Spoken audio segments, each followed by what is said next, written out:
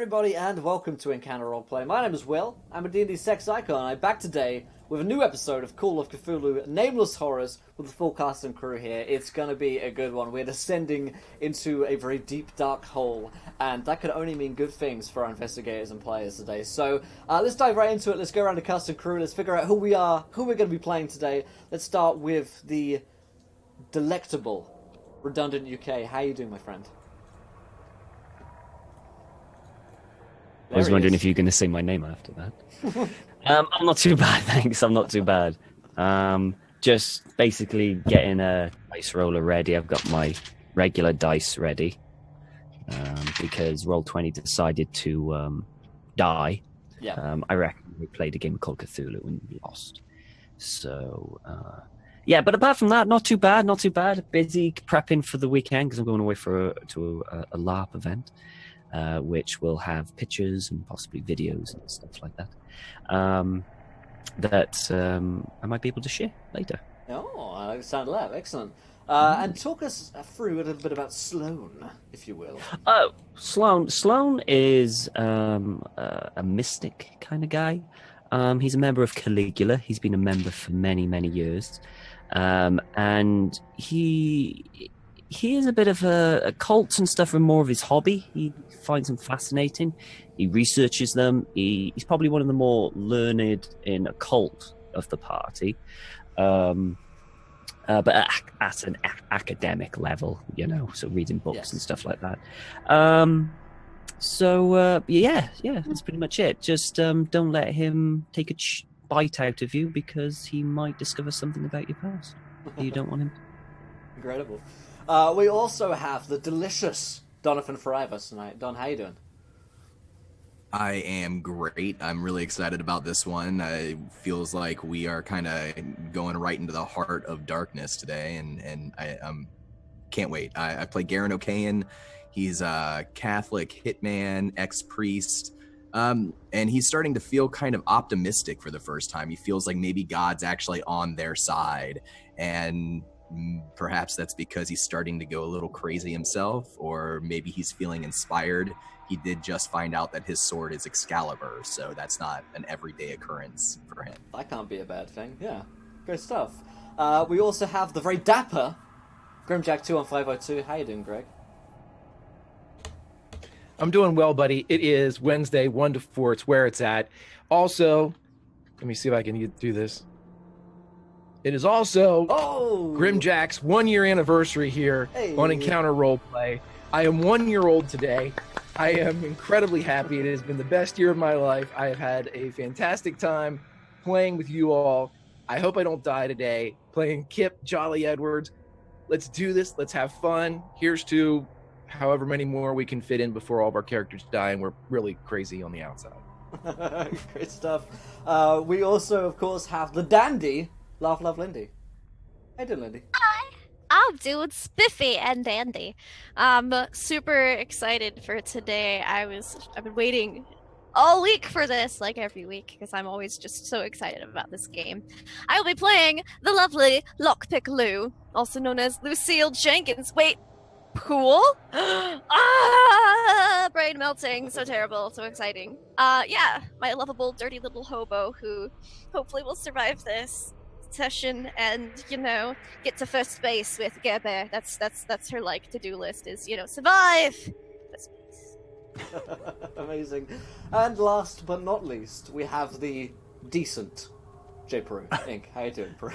You're decent. He's decent. You've never gotten drunk with me. Anyway, I'm doing great. Had a crappy day at work, so I'm ready to wipe all that away and get crazy with you here doing some Call of Cthulhu.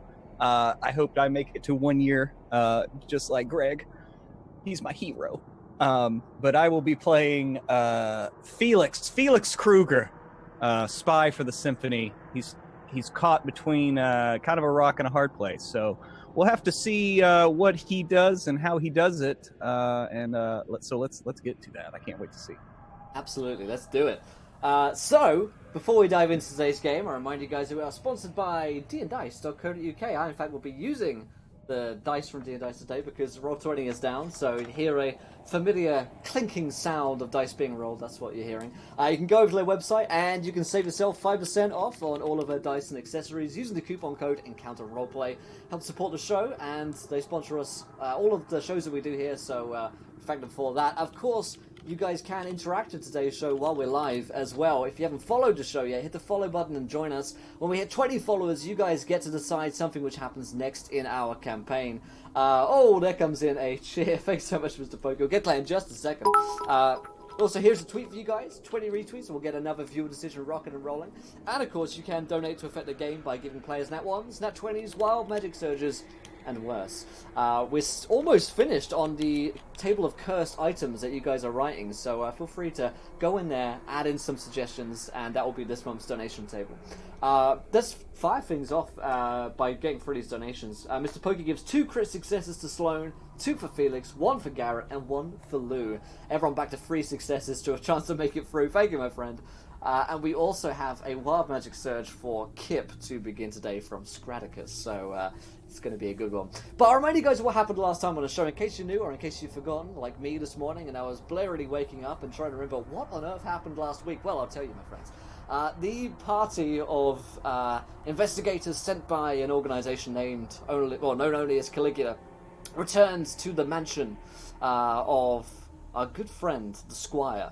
Inside, they met what seems like some ghosts, including Jameson, the airplane pilot who took them here in the first place to Arkham, who of course died in a horrific plane crash as they landed here with streaks of white-hot lightning bringing down their plane. Jameson was there along with 3 other agents of Caligula, who the party recognized because they'd previously been in their bodies. These are the same investigators who had murdered Lucille Jenkins, or Lucille Poole, at a young age, and almost murdered Lieutenant Martin Poole. They were here, and they were searching for something, it seemed, along with Squire Whately, a distinguished member of Caligula. They had found a Necronomicon in this place, an artifact of insane powers, quite literally insane, and little did they know that there was an agent of the Symphony here, the group of Nazis, essentially, who also collect Cthulhu mythos. This was Lou's mother, and in a bout fight between the group of them, in which her mother managed to wound several of the agents, she was taken down, shot, and murdered by the group. However, upon their return, Squire Whately had disappeared with the Necronomicon after having read it and being turned insane, turning his back on the agents of Caligula and essentially going mad. He stole away the book, and the party of investigators realized that the Necronomicon that they were seeking is not in the mansion as they had hoped. Instead, they believe it to be back at the church in Dunwich, which they know to be heavily protected and guarded, and potentially hide a great deal of terrible mysteries. During the night, as they slept there, Felix had a rather terrifying dream, which Lieutenant Martin Poole was showing to be torturing Tommy, who was kind of undercover as Felix's son. Not his true son, but certainly someone that he was responsible for. And with a horrific torture device involving tentacles, they were etching out this screaming symphony from him, as the symphony get their name for. Lieutenant Martin Poole threatened, very, very obviously, Felix, that if he did not get the job done, if he did not steal the Necronomicon for Martin Poole and not for the party, that Felix would suffer the same fate as Tommy. And if he wanted to get the boy out, then he had to do as he was told. Felix seemed to agree, but we're not sure whether or not exactly who Felix is working for right now. I don't think Felix really does either. They went back to be with Joe Osborne at the general store. Joe told them the best way to get into the church is probably through the wells. He had one out back, and he believed that there was a great big machine of tortured metal under there. As they descended into the darkness, they heard this machine of, big kind of pumping organs of metal down below, which presumably was pumping up the music to the church there before, this dissonant and terrifying symphony that they had heard. which Felix recognized to be the wailing screams of young Tommy. So, they see a dark hole before them, and our investigators are lit only by the few lanterns that they have with them down here in the darkness, a couple of pickaxes amongst them as they're down in this dank and dark well. And thank you to Forbrand, who gives everybody a critical fail. All praise Cthulhu, and I'll get to Lauren's donation here just in a second. But as I add these nat 1s, nat 20s, and we get through these wild magic surges here, I just want to quickly go around the table and ask what's going through everyone's heads in it as their characters, and how you guys are feeling as you hear this sound deep below, and this seems like a descent that one may never return from.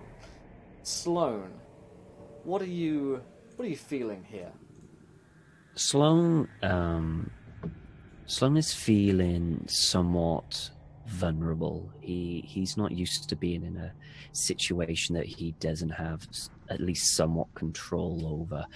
He relishes the unknown. He has a thirst for knowledge, but in the pit of his stomach, he understands that if he were to go down there, that even he probably doesn't want to know what knowledge is hidden down there, and if he does go down there, that he will never emerge the same as he is now. So he's quite apprehensive about wanting to go down. He feels that it's needed, and that kind of the need for that is the only thing that's pushing him to go forward, instead of just turning around and leaving and just calling it that. He feels that it's his duty to at least attempt to try and stop, or at least find something to stop what is happening. Nice. Also, Lauren's donation gives everybody an advantage, so you might want to take a note of that as we head into this. Okay, thank you, Sloan. Garen, what is going through Garen's mind right now? So, for the first time over the past few hours, he's sort of begun to believe in himself in a way that he hasn't in a long time. He's sort of a like silently self-loathing, and he feels as though no matter how much kindness or whatever he does to try to help people, that he can't really make up for some of the things that he's done in his life. And in this moment right now, he feels like maybe everything that he's done, everything that's happened to him, it's all brought him here with these people. And he feels a very strong connection with Sloan and Kip and Lou and maybe Felix. And he feels like he's in the right place at the right time, and something important is about to happen. So he's actually fairly optimistic right now, and he can even imagine a happy future where he survives this and maybe goes on to lead a normal life, maybe has a family, and those are sort of the things that are running through his head as he's staring down at this dark hole. Very cool. Thank you. Let's go on to Kip, whose Wild Magic Surge reads that you assert that you intend to raise the nearest city, which may be accurate. How this would play out is Kip's pissed. Everything that Kip had thought so far, he's been fixated on the fact that he was convinced that Dr. Alan Pierce was going to be his successor.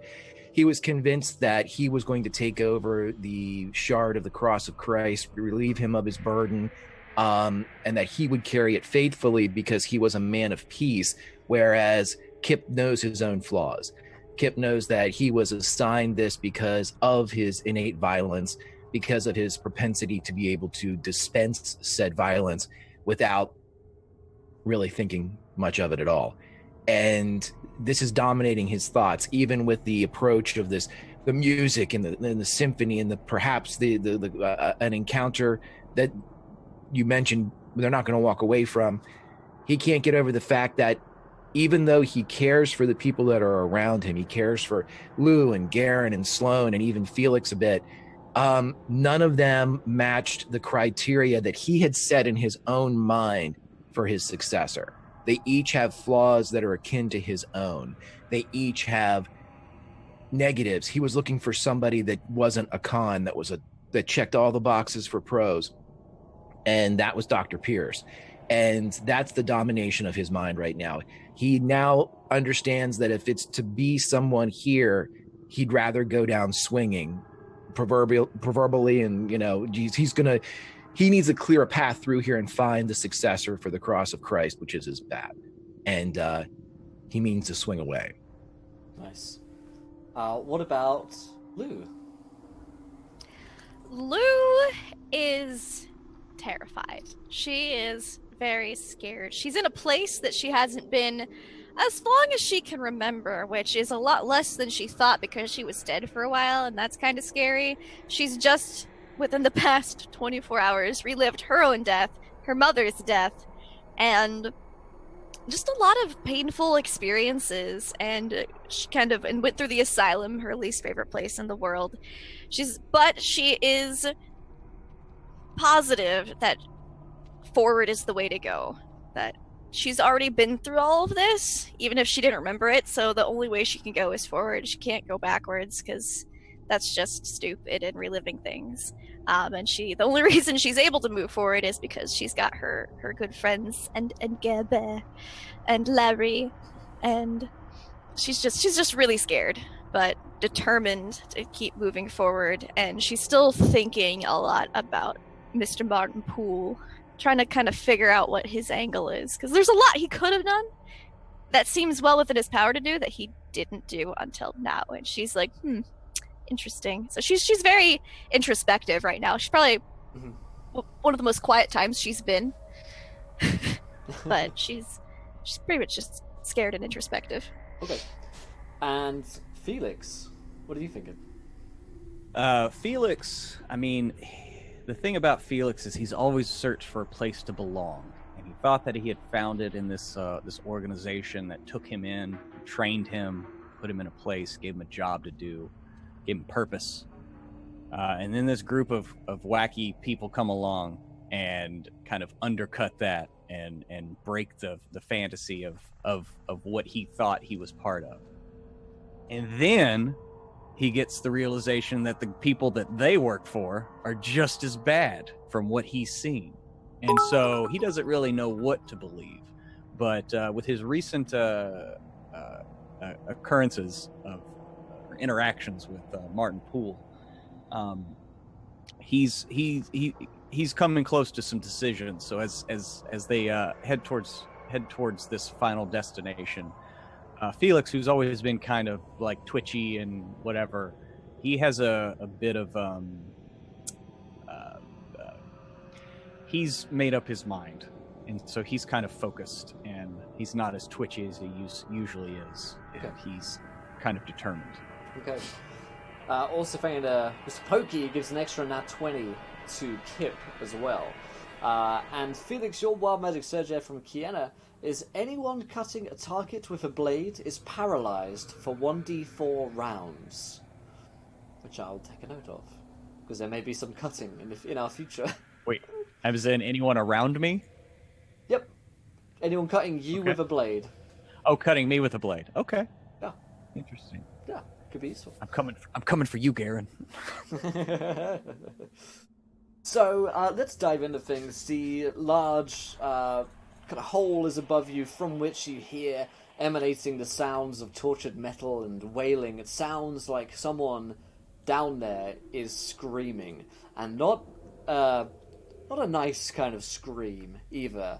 It is a long, drawn-out, tortured scream, one which Felix recognizes immediately, and one which is going to cause everybody to roll a sanity check as we begin today's session. Get a nat 20. Yeah? You want a nat 20 alone? Anyone else want a nat 20 before we roll? I'd like to nat 1 that one.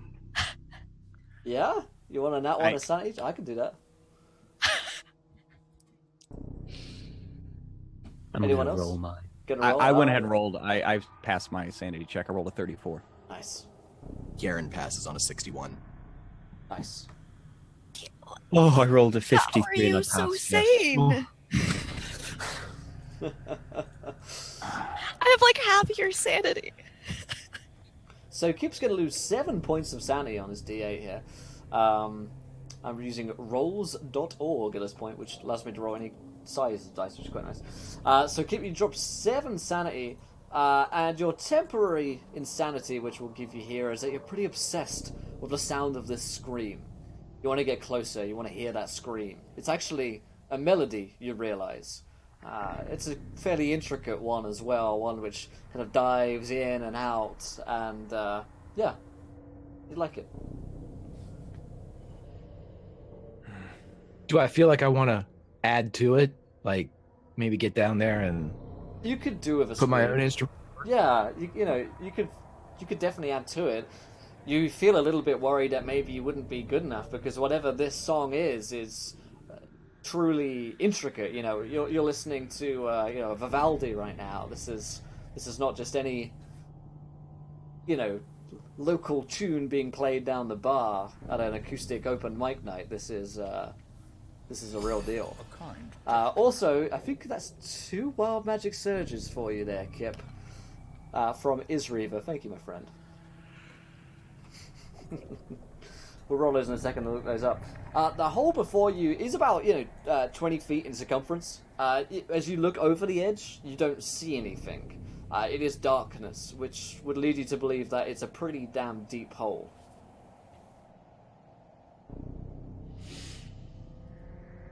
Do we see like a way to go down, like stairs or a lift, or? There's no staircase or a lift. No, it looks like a big hole in the ground. Well, we're trying to get to the church, which is up, not down. Well, I think Osborne, he said that there's a way beneath the church. Maybe this is that way. Okay. Is this the only visible opening that we see?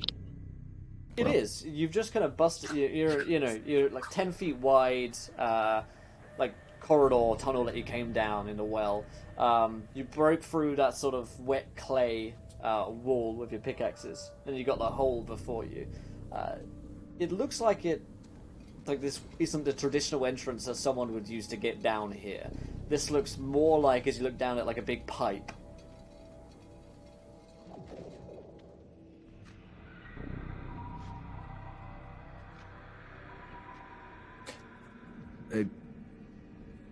So, are we going down this hole, or do we want to try this, or do we want to try to find another way? And this looks auspicious, but everything about this place makes no sense anyways. You want to go in the hole, Garen?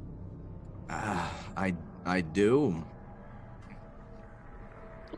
Will, is this? You said this is like a pipe, like a Goonies pipe, like it descends at an angle, or does it descend straight down? It goes straight down. Shit. You would need some kind of rope probably to tie yourself off to. You're not exactly sure how far down it is. Also, I'll look up your wild magic surges here, Kip. Any metal now in your possession turns to mercury. Which is good. What metal things is Kip carrying on him? I guess cash, first of all. Some change probably turns into mercury. Does he have a gun on him? Belt buckle. I think I have Tries the to pull guns. down. Yeah, she has everything. I was trying to think of what I got back from Lou. She has basically everything I had, except I got back the wallet. I took the wallet back with the pilot's license in it. She still has the watch. She still took the watch that. Yeah. So I don't think change. If I had change, I don't have anything probably else. Some like loose mercury just starts like seeping out of your pockets. And you would have like a lockpick that's now turned to mercury because I did give everyone one. Because I'm nice. Your next wild magic surge, Miss Reba. You wrongly believe that everyone is trying to kill you. Wrongly. Oh. Okay. Sloane's going to pick up a small rock and toss it down the hole. And listen. Yeah, it does clang fairly consistently. It seems like the sizeless thing, and it probably, like a Goonies pipe, probably does dip and dive at certain different points. When does it sound like it stops? It clangs for quite a while, you know, clink, clink, clink, clink, clink, clink, clink, and all the way down into the distance. And it gets so far that you wouldn't be able to hear it. So this pipe is probably quite huge. If we shine, do we have torches or lanterns? What did we do. get? We have... We have torches. I'm going to shine a torch down the hole to see if I can see the bottom, or at least where it might, stop from. Yeah, you can run me a spot hidden down here, Slim. What the fuck's wrong with you people? Huh? What? You're supposed to get down there to hear that music. You don't hear that music? You don't... I don't think that's really music. You mean the screaming? What's wrong with you guys? The fucking doc, man. He'd have been down there. He gave himself for the rest of us to get this far. No, you fucking people were just sitting around waiting. And we're supposed to get down there? We're supposed to do something about this? Oh. You know what? Fuck you people. And Kip jumps in. Garen will reach for him and see if he can grab him before he makes it into the hole. Yeah, you can roll me a dexterity here, Garen, to try and grab Kip before he dives in. That's a success. Nice. A regular success. Okay, so... Kip is going to try to bring Garen with him. Alright, let's roll a post-strength. Thank the real Dave MG donates £10. Let's give Garen that 20 to even things out, and a wild magic surge for Lockpick Lou. Alright, let me roll that. What'd you get, man? I got a 62 with an 80 strength, so regular success. I also got a regular success. What was the roll on the dice? Oh, I'm sorry. Wait, let me scan back up. 73. Okay, so Garen rolled higher. Or lower, I guess. So we'll say that, you try and bring him with you, but you guys are, like, stuck in a tussle. Garen's holding on for a second. He'll kind of try to lock eyes with Jolly. He'll say, Jolly, we're going down. We're going down. We're all going down. But let's go down together.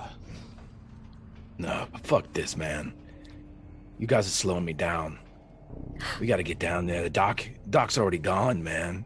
Doc's gone. It's time to get down there. It's time to finish this shit. Doc knew what was up. The rest of you all are dragging your goddamn feet.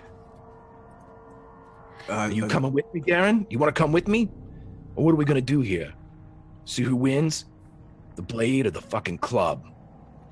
Jolly, I'm not going to fight you. You're my friend. Then we'll let me go down go. together. You got 3 seconds, priest. Garen hops off. Garen hops into the hole with Jolly. No rope, we just jump. Oh boy. It's just not safe.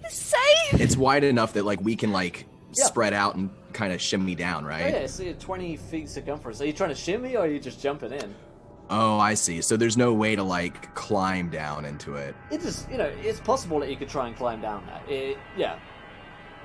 Yeah, he's gonna go down, but he's gonna try to make sure that he's keeping a grip on things. I'm gonna tie a rope off on something and throw it down. Look, safety first. Okay, so Kip, are you trying to climb as well, or are you, just jumping in legs first sort of thing? Yeah, Kip would be jumping in with the bat out, legs first, on the side, trying to slide down the side. I mean, he's not that crazy at this point, but he's gonna slide down feet first, trying to hit that arc. Okay, Lou's wild magic surge from Dave is when you teleport, you arrive invisible, which is pretty cool, and probably has practical applications. And Isriva donates £10 to give a magic item for Sloane. And we'll bring that in here in a little bit. So, eyes closed, jump aiming for the middle, yeah. So I would oh man, I need a character sheet up because I forget all the skills, and usually I just look and roll 20 wants to be roll me this. So you can, is there a climb in this game? Yeah, there is. There's a climb. So you can roll me a climb, Garen. Nat 20. Good idea. And you can roll me a jump. Yep. Yeah, I want nat 20 that one too. I think. That's only one. Yeah, that's not a bad idea actually. Yeah, now you mention it. So I'm just gonna find all your character sheets here. There we go. Yeah, so the group of you, well, the two of you, Kip just starts sliding down and kind of disappears into the darkness. Garen starts to climb down. Sloane and Felix and Lou, you guys are watching as this happens. What do you guys want to do?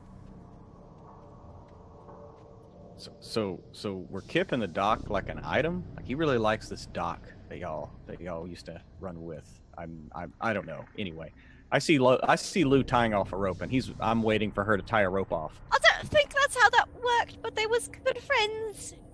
I don't know. The dog liked to put pins in things. Nah, he was one of those. Okay. Yeah. Jolly's very upset, and I don't think we should leave him alone. We don't know what's at the bottom there, so I'm going to head on down. And as soon as the rope comes over the edge, he'll grab that instead of the wall and start to climb down. Yeah, I tie it off really good because I'm really good at tying and untying things. Okay. Because I'm good at escaping.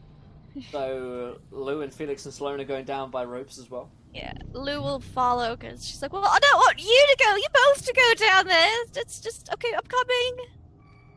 Alright, you guys can roll me climb checks. Not 20.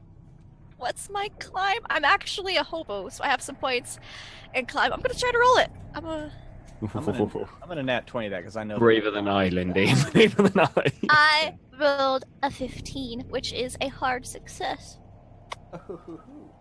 I don't mind if I do. So... I was like, I knew I put points into climb for some reason. So the group of you begin to descend. The four of you, about the same pace, and Kib's slid all the way ahead of him. As you jump down, you begin to descend into this. I just went really. That is why, because when I reinstalled Windows, it set the readjust thing. Anyway, so you very quickly begin to jump down into the tunnel of this pipe, sliding through darkness. It reminds you quite a lot of when you were in the asylum down Lieutenant Martin Poole's little tunnel that he had ready for you, waiting at the end. There was that room with the rings on them. This is a lot longer than that. You're probably traveling down here for about a minute, which means that you've probably traveled quite a fair bit as you're going down here. You do take a few scrapes and bruises along the way. It's a bit like going down a slip and slide, but with no water, so it's kind of painful when you're like scraping your shins and your elbows and that kind of thing when you come down. As you come down at the end of this, I'd like for you to make me one more jump, because you're going to be flying, free-falling for just a moment here. Yeah, I'm gonna nat 20 that one too, my friend. Yeah, okay, before I do I like this, this. can I see the bottom from where I'm hanging? You guys are going to take a lot longer to get down there. Kip is like, Oh, okay. going at pace, and you guys are like taking a slow, safe way down. So you guys are probably about 5 or 10 minutes behind Kip at this point, but just because the nature of climbing on ropes is going to be a lot longer than the more dangerous route that Kip has taken. Very true. Always use lubrication on your pipes. As you get down here, you kind of land with a tuck and roll so that you don't break any legs or arms or limbs on the way down, which was definitely a possibility as you fell down here out of this pipe. You would appear to be in a room which stinks of death. It is immediately as you come up, your nose is filled with this overwhelming decay stench. And as you look around you, you're in a room probably about 50 by 50, quite a large room, with several different pipes coming into here, all into this like central nervous system. There is a door off in front of you about 50 feet away, but all around in this room, the stench of death is clearly from all of the bodies down here. You can roll me a quick idea roll, Kip. You would guess that there was somewhere between 100 and 200 bodies down here. Is this the asylum dump? Yeah. Okay. Do you still want that idea roll? Yeah, I'll give you an idea roll. Well, because there may be additional bits. Oh, nice. So yeah, this clearly is connected to the asylum when you saw people throwing down the bodies down into the chutes down here. And by the guess of it, they've been at it for a long time. Many of the corpses have rotted to the point of becoming skeletons. And it looks like several of those have been mashed and pulped and ground down into some kind of bone meal down here. So 100 to 200 bodies around. You are going to roll me a sanity check as you see this scene of just, it's like a mass grave here. Yeah, we're going to nat 20 that one too, my friend. Yes. Alrighty. It's a good idea because there is so much death in this chamber. It's been going on for some time. Clearly this pipe is connected to the asylum. There must be a great deal of them running throughout Dunwich and be travelling quite a long way, but you must have travelled quite a way to get down here as well. You are deep below the belly of the earth right now. Presumably somewhere underneath these tall hills, which you've heard the Miskatonic Valley is studded with. Like I said, there is a door Go ahead. No, I was going to say, are these the same? With the idea roll of 10, and you're giving me the information that these are under the hills that everybody's kind of. Would these be the same hills that our good buddy Waits was facing whenever he hung himself? Absolutely. And taking a close look at the bodies down here, there are the signs of the fungus are down here, and they are strong as well. The ceilings are encrusted with fungus spores, and many of the people are turned green from head to toe. Got this sickly greenishness about them. You can see where they were vomiting up as well. Clearly, somehow, this is connected. Yeah. The door ahead of you, about 50 feet, looks like a steel door. It looks to be closed. Down here, it looks quite mechanical. Okay. Can I, with the idea roll, which was an extreme success, would I be able to ascertain what was causing the bone meal turning into of the skeletons? Yes. It is possible that the fungus just sort of you got a couple of theories, I guess. Either there is some kind of mechanism down here that they're using that with. You're hearing a lot of loud machinery, and you also hear that sound of that screaming, of that symphony, if you will. It's definitely coming from down here, so it's possible they have some kind of machine to do it. Secondly, the fungus maybe at some point deteriorates to such a rate that it just destroys all of your living material, including bones as well. Okay, does it look like anybody has come from the door into this room, or is this just like a holding pen? You can roll me a spot hidden to look for some tracks around it. 47, which is a success. Yeah, it looks like this place is probably quite regularly traversed. You look at the door as well, it's well oiled, and there are clear footprints through the mush and fungus around here. Not all of them are normal footprints.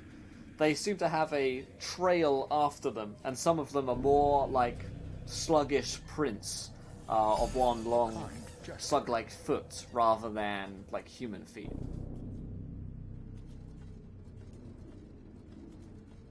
Okay, yeah, he'll move to the door and check this. Can he see through it? Does it have a hole in the door, or is it just a solid door? It is a solid door. You can't see through. However, you do get the sense that it probably quite easily opens from this side. He will open and leave. Alrighty. Also, in fact, Lauren, who gives another nat 20 to Greg, because it's looking a little lonely over there on the nat 20s. Let's cut back to the rest of the team. As Kip heads out the door and closes it behind you, in the distance, you guys will hear the sound of that metal being opened and closed. And about 5 minutes later, the group of you descend the rope until you see the scene before you, which of course will trigger a sanity check for the group of us. Of course. How many nat 20s do I have? Oh, I'm gonna try to roll it. Anyone want to use any nats? I got a green dice and a black We're all dice. feeling brave today. I like this. Ooh! I just passed with a 54. Nice. Garen fails. Nice. I rolled a 36. And And I have Felix? 37, so that's a success. Hey, nice. Yeah, I rolled a 12. I'm good. Nice. So it's just Garen who can't really stomach the sight of this, and he's going to lose 6 points of sanity as you see like 100 to 200 bodies mashed and pulped down here in a very... It's just evil. Like, this is just... You've known about the bubonic plague, and there are mass burials and graves. That's why like a lot of churches are actually raised up on the ground in England, because we've got all these bubonic plague bodies just deep below. Let's say it's definitely a thing that happens. You've heard of mass burials and the Great War, and obviously that's horrific, but this is like mechanized. This is clearly something that they are doing on purpose, and they are doing it to people who are alive, and they are processing them for something. This meal or the fungus, they're using it for something, and this is true evil. Also, I'm getting 3 nat 20s from the 2. Thank you, my friend. I can always trust on you. So, Garen, your temporary insanity is being a little bit obsessed with these bodies. I mean, more obsessed with the true evil that you are seeing here. You've seen some horrific things. You've seen things which just can't exist, but this is like manufactured, processed carnage, and it's something that you haven't really seen before. So there's a bit of an obsession going on there with that. He'll sort of cover his mouth to suppress retching, and stumble, forgetting for a moment Jolly, that he's chasing Jolly towards the pile of bodies, ignoring the fungus, and he'll grab one, whichever one is nearest, and he'll kind of give it a shake, and he'll look back at Felix.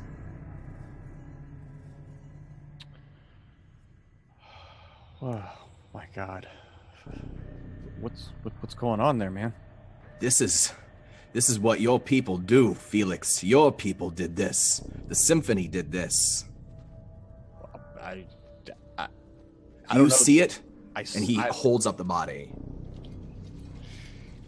Felix feels a wave of insanity coming on, and he remembers these rings that we have. So he's going to just kind of close his eyes and focus on that for a second and enact that ring if possible. Yep, absolutely. You hold back the horror, which means that you won't have to roll sanity checks for the next hour. So, and I'll take how much? 1d6? Take 1d6 of sanity as you do that, yeah. I take 6. Of course you do. Your temporary insanity, Mr. Kruger, is also that of the sound, that symphony, because you recognize it. It is, in your mind at least, Tommy. That is the boy who you are responsible for putting in this position. Yeah, they've done a lot of awful shit. Tommy, oh God, Tommy. Tommy? Oh, what? Tommy, yeah. What about him? What about him? And Felix, Jimbo? he's fighting. He's like, That's Tommy. he kind of nods towards the door and the sound. He's like, that's Tommy. No, Tommy is in It's Tommy. Arkham, safe in Cardboard Town. You really think that? With everything you've seen the Symphony be able to do, everything that Martin Poole has done, you really think that Tommy's safe? I'm telling you, that's Tommy. That's Tommy. We've got to go. We have to go now. We have to go now, and I start moving towards the door. Okay. Lou's gonna just kind of be a little shell-shocked for a second, and then kind of... Is Garen still holding the body? He's still holding the body up, and he's watching. He's watching Felix go, and he's trying to process it. But he's just kind of standing there and just holding this body. Lou's gonna kind of shake her head and then be like, "How about we put the dead body down Oh, yeah, of course. He Yeah. slowly put it down. We have to stick together in this. Yes. We're getting this. It's this place. It's getting us all mixed up. I agree. There's definitely some weird stuff going on. And she looks as where like Jolly and Felix had left, and she kind of like pulls Garen down a bit. You think Jolly meant what he said about like screw us and all that stuff? Or you think it's just stress? But I think he's just I think it's getting to him. I think it's getting to all of us. Right. How can we help him? We have to make sure that he knows that we're with him. We have to catch up with him. Okay, all right. Then let's not pick up any more dead bodies. Okay, but it's just that there's something strange. Like there's a system here. Like they did it in such a way that it means something. If I just had some. Well, they were dumping them down the chute at the asylum, but there's not a whole lot we can do for them now. But if they was really, really crazy, then it might be better that they were dead, because it's better to be dead than crazy. Right, Lou. Yeah, I'm with you. Whatever. I'm with you. Okay, let's go. She's gonna take his hand and kind of lead him down the tunnel. Okay, Sloane, you coming with him? Yeah, Sloane's purposely just staying in the back, observing, staying quiet, and he's gonna just look at the bodies and look at where everyone went, and then look around and then kind of quietly walk after them. Okay. So we're gonna cut ahead to Kip, who's just opened up the door, and as you enter into this corridor before you, which is about 30 feet long and all metal around here, you can hear the sounds of that song echoing off the chambers further and further. It drives you onwards as you feel pulled towards it by your insanity and also by the nature of the song, which craves to be heard. You look on the floor and you can see that there are trails of this sort of fungal entity on the ground, where clearly whatever slug-like being was down here has moved and moved across. This is nothing just like Larry, even though Larry is far too big to be a slug. A resplendent offering. Huge as far as you can tell. Oh, and Fagin stumped on his 30 pounds, a magic item for all as this gets insane. Thank you, my friend. Oh, that's going to be interesting. Thank you, my friend. Whatever this thing was clearly probably as large as a human, maybe even larger.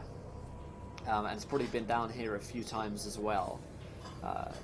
It looks like a maze of corridors ahead of you as you come to the end of this first tunnel. It's difficult to pinpoint which way the sound is coming from, as there are about 5 or 6 different entrances around here, each leading in different ways, off into basically darkness. The only light which you have right now is that torch that you have with you, or if you have a lantern. So it's difficult to tell. You could roll me a listen check to see if you could get a more of a pinpoint location.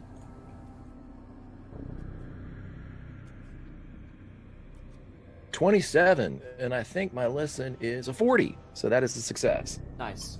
It's definitely coming from this 4th corridor down here off to your right. Okay, the bat is out, and as with each step, as he takes it, the frost and the steam starts to come off of the bat. But ever since his voyage to the Talking Cross, the bat now experiences growths of ice on the outside of it that seem to form around the top of it, almost a crown of ice thorns that come out and spike off of the top of the bat as he moves around the corner. Nice. You head through these chambers for what seems like a long time, not encountering anyone, checking the corners of this corridor as you go. Also, thank you to the two, gifted that sub to Israel. I appreciate my friends. You eventually come to the end of this corridor. You're not sure at this point how long you've been down here. It could have been 5 minutes, it could have been 50 minutes. It's difficult to tell in this maze of corridors. you come to a door at the end, and you can hear from inside what appears to be a wet noise of kind of, but quite rhythmic, almost like a factory kind of sound. It sounds machine-like because it's been going, and yet clearly there's something organic there because you don't really get that wet sound from machinery. Are we sure it's not just a slug playing a drum? That's our running theory. That's what I'm gonna stick with. Larry looks down. Sorry. Percussion, Larry, And you percussion! open the door, and it was Larry all along. Dun dun dun. Yeah, what do you want to do? Kip's just going to continue. You say that the rhythmic sound is just up ahead, correct? Yeah. Okay, well, I'm compelled by a wild magic surge and a temporary insanity to proceed down towards the sound, so I will do so. Excellent. You open up the door with a crank and a heave. This metal object opens, and you look into a production line. What looks to be a factory of sorts. It's not a factory that Kip might have seen. Whilst it does have a production line and a belt which is running through, you can see that both bodies are upon these lines rather than your kind of normal food. There are metal machines either automated or being kind of like yanked either by people who are in this room. There are several humans in this room, about 4 of them.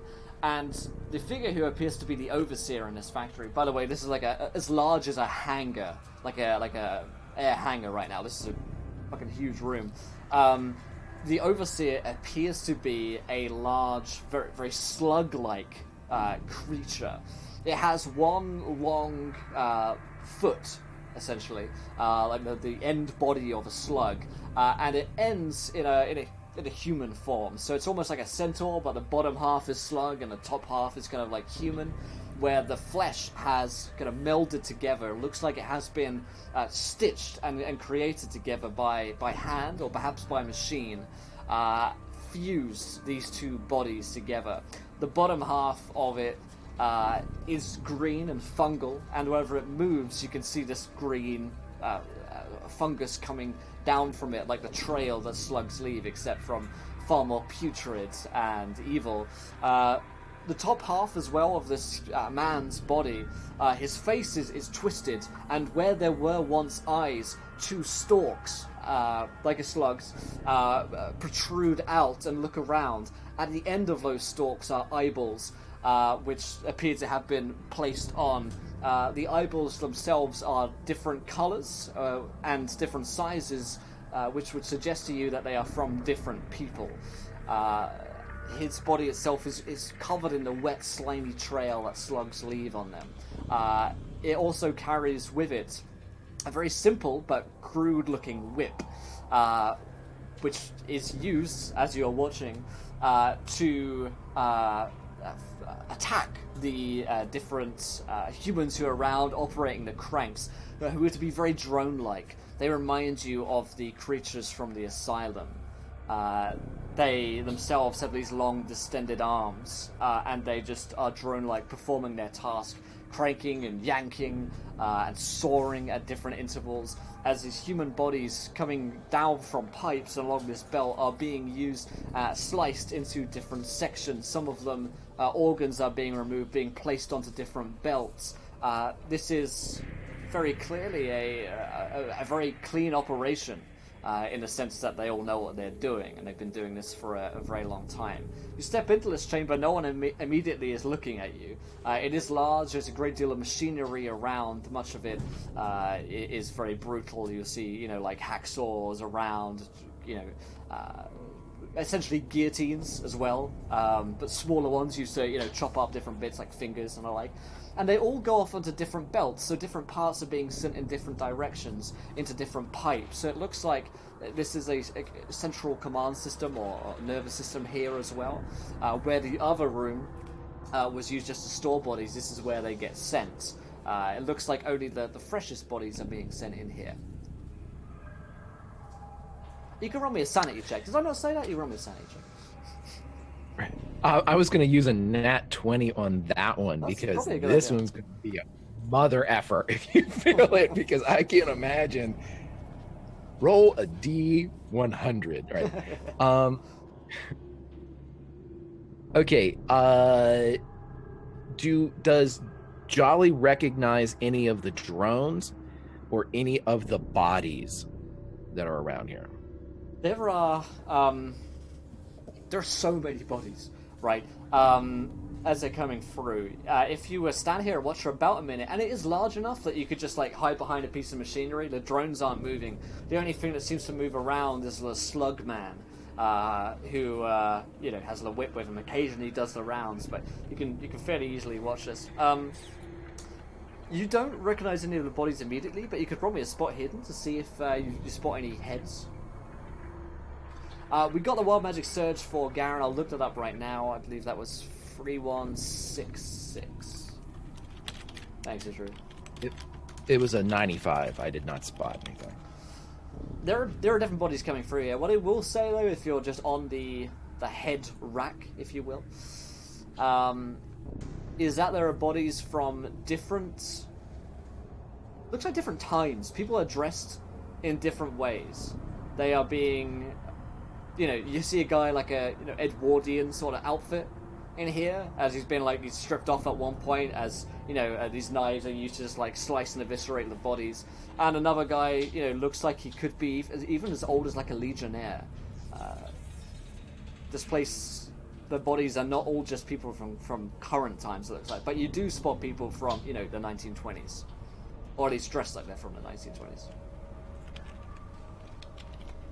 Okay, what Jolly is going to do is he is going to try to find a little place to kind of nestle in between the machinery and wait for Slugman to pass by, and then he's going to blow that thing up with his bat.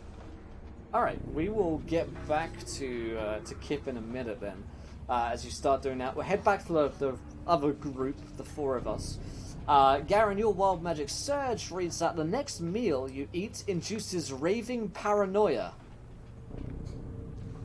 Awesome. Feeling hungry? Glad breakfast was earlier. So, the group of you come through the door, down to the end of the tunnel, and you see these 6 different routes ahead of you. On the far left is 1, 2, 3, 4, 5, 6, so on. From left to right. Which way do we think Jolly went? Well, looking at the ground, can we see? I mean, what's the ground look like? Is it soft? There is that slimy marshy? slug trail from here, so you could roll me a spot hidden. Okay, I'm decent at that. Do we hear music coming down any of these? Yeah, you could roll me a listen check then, Lou. Okay. I rolled a 21. I'm pretty sure my spot hidden was 60, so I think that's a good success or whatever yeah. Okay. So just looking for tracks. Yeah. Yes. I just succeeded. I rolled a 42. That's a 50. Nice. There are prints through the slime trail, which look to be that which could fit Kip's, and they're, fresh enough to be his. Lou, you also hear that the music is coming from that 4th corridor as well. The slug trail one? The slug trail one, yeah. Of course it is. Okay. I'll have music down this way. All right, let's go. All right. Should we plug our ears? Is that a thing that we established we should probably do? Right. Yeah. The music we hear, is it the same music, the choral music, the orchestra music we heard the night before? It is certainly similar. You'll hear it, it's fairly distant. You'd think it would be probably the same band playing, if not the same song. It's certainly, a similar composition. Maybe we should catch up with Jolly first, so we can make sure we're together, and then I'll plug our ears. Yeah, I think so. And at that, Felix pulls his 1911 out and cocks it and moves on. Nice. Garen will draw his sword too. Follow suit. Cool. Underneath this line, as we have hit 20 retweets for our first viewer decision of the day, you guys are going to tell me, what do they find in the factory? What do they find in the factory? The little happy present box of magical items. That's what we find in the factory, Will. It's Christmas. with Slug Santa. Sure. Slurm. Yes, that's what we find. Slurm's Big Santa.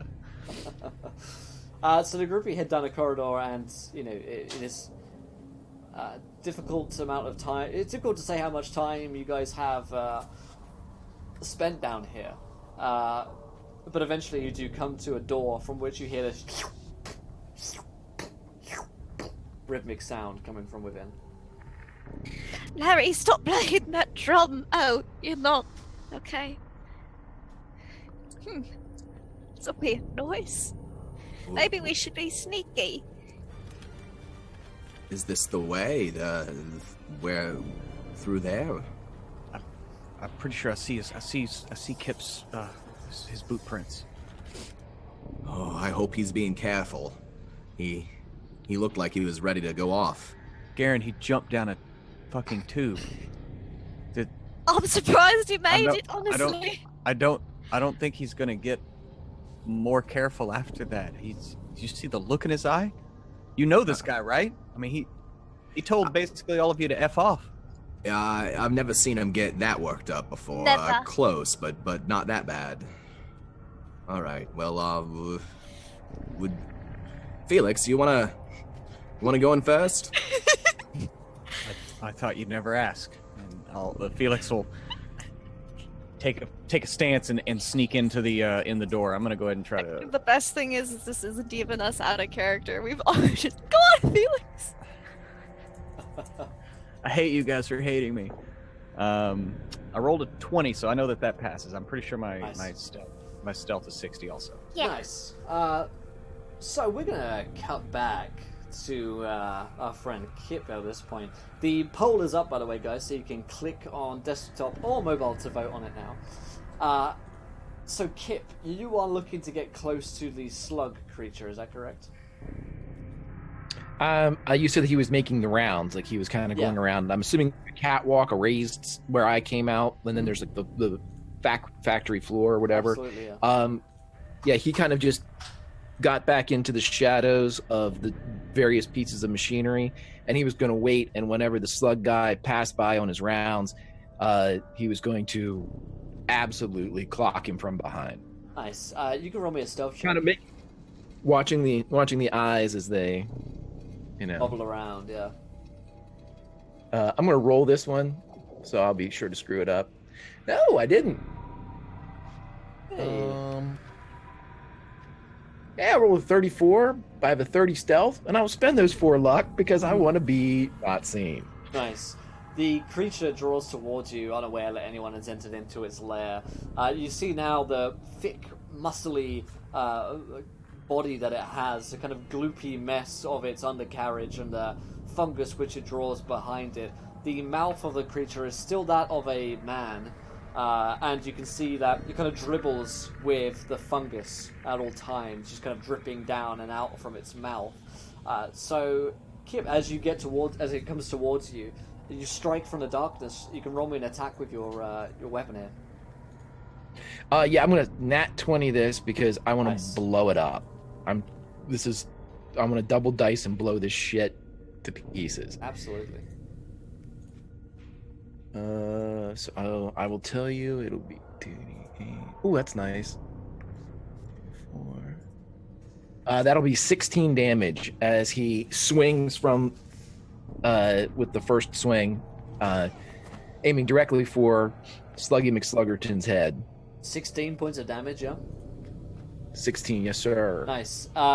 You blast it open. And as you do so, its body, you crack it in the head, essentially. And its brain squirts this fungal matter everywhere. Its body, the slug-like bottom of it, begins to explode like you put salt on a slug. It begins to kind of fizzle up and burn away. You find yourself, pretty much covered head to toe in fungus as you strike out against this thing, and you, top to bottom, covered in this green stuff. I'd like you to roll me your con real quick.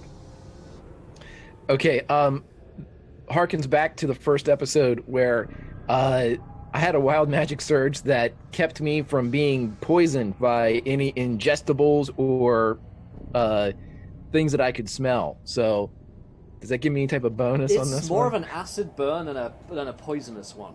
Okay. Yeah. Yeah, I've passed a 47. My con's a 70. That it's not a great, it's a regular success. Okay, you're going to take half. So you're going to lose 2 wounds, 2 health, rather, as this stuff just, like, poured onto you. It is caustic in the extreme. You know that it's pretty bad for you if you take it in, but you're not too worried about that, having been fairly resistant to this stuff before, even when being exposed to it. But upon your skin, you know, it's like you basically got all its like inside acids upon you as you squirt it open. But the drones, the creatures that look to be very akin to the asylum inmates and the ones that you've seen before, above ground when you were at the auction, when their true light was to be revealed in the light of the Necronomicon, they do not stop. They just keep going. Just slicing open these bodies. At around I'll this take time, the whip. Okay. At around this time, we'll say that the other group also enter into the room. You see that Kip is covered head to toe in fungus. You also see this machinery of mechanized death and destruction and carving up bodies around you. You could all roll me a sanity check. What do you think Felix is saying, Garen? I don't really know. I'm going to use an advantage. Okay. I'll use I can use advantage advantage too. with sanity, Yeah, right? I'm gonna I'll use an allow it. advantage. Advantage. My dice fell on the floor. Oh, that's a 97. Let's try that again. Thankfully, I declared advantage. 17. Garen passes too. Nice. I will continue forward unfazed. I pass with an 8. Cool. I'm unfazed. So the group of you are able to withstand this. Everybody, and including Kip, will lose 1 point of sanity as you see this. You manage to hold most of it back. It does get you a little bit. I mean, seeing something like this, there's no way to fully stop that madness. But it's not anything which is going to make you do anything crazy just yet. You see Kip in front of you. The 4 drones are chopping away at bodies in here. You said there's just 4 of them? Yeah, there's 4 of them in this room. This one hangar. You can hear off. You'd suspect there to be many more. Whatever's going on here, oh, there's Jolly. Jolly, we're here with you. You all right there? What are you doing here? You either helping or you... We're Don't get too helping. Don't get too close to this stuff. This is the stuff that got the doc, remember? Yeah, what happened? What the hell happened to you, man? I don't like people telling other people what to do. This fucking thing was whipping these people. I didn't like it. So I made him stop. Okay. Good, Jolly. That's very good. I don't like people like that either. We obviously still hear the screaming and everything, right? Absolutely, yeah. And what direction is it coming from? It's coming from opposite the hangar, so deeper in. Oh, of course. Will, this whole food factory process, yeah, what it is, one, they're chopping up the bodies and stuff like that. Once they chop it up, where are the bodies going? Are they going in the tunnel where we It's a come good from? question. They are set onto different belts, and these different belts correspond to different pipes. They seem to be going elsewhere, deeper into this maze. You've seen the first room, which is where they store the bodies. This presumably is like cutting them down to the raw materials. based on your knowledge of factories, there may be a third chamber or fourth, fifth, which they refine these into the materials that they want. This looks like a very sort of, if this were a food factory processing, this is like, all right, just make sure you've got like pigs over there and cows over, that kind of thing. Pretty sure that's not how that works, but anyway. Sloan is worried that this is to feed something. Very worried. It almost feels like we're like in something's digestive tract. It's disgusting. We gotta stop that screaming. We need to go. We need to go over there. And he points like... We plug our ears with this wax. I think it's wax time. Yeah, that's a good idea, Lou. Right. He'll put some wax in his ear, and as he's doing so, he'll say, "Now, Felix, we gotta keep going on, but let's stop these guys from doing whatever they're doing, because whatever they're doing is evil and needs to be stopped." What kind of... I mean, I agree, Garen, but there are levels of evil, but they're chopping up bodies. What kind of machinery is this that's going on? Like, is there cogs and stuff? Or is it just... Because you said there's, like, conveyor belts. Right. Can I, like, jam it? You could probably jam one machine. It may cause a bit of a backlog on another one. It doesn't look like there's any like one machine here which is gonna shut the whole thing down. Okay. As far as you can tell, I mean, you could take a look around if you really wanted to shut the whole thing down.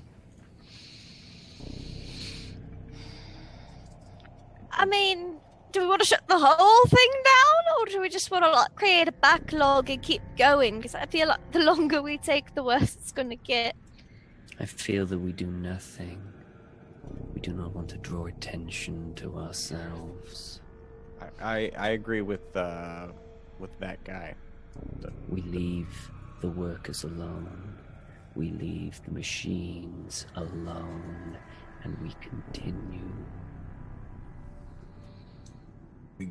Garen will stare at Sloan for a long moment, obviously not agreeing at first, but then he'll say,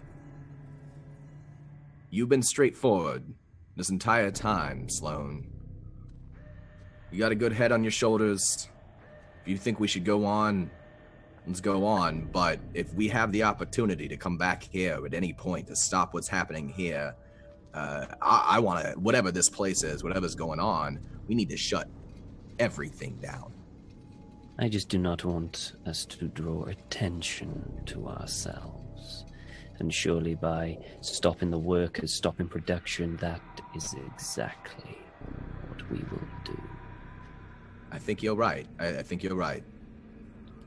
And besides, Garen, these people they're already dead. We could actually help someone. All right. Right now. All right. Well, then let's keep going. Jolly, you want to come help us? We're gonna go to the music. We want to go save some people here.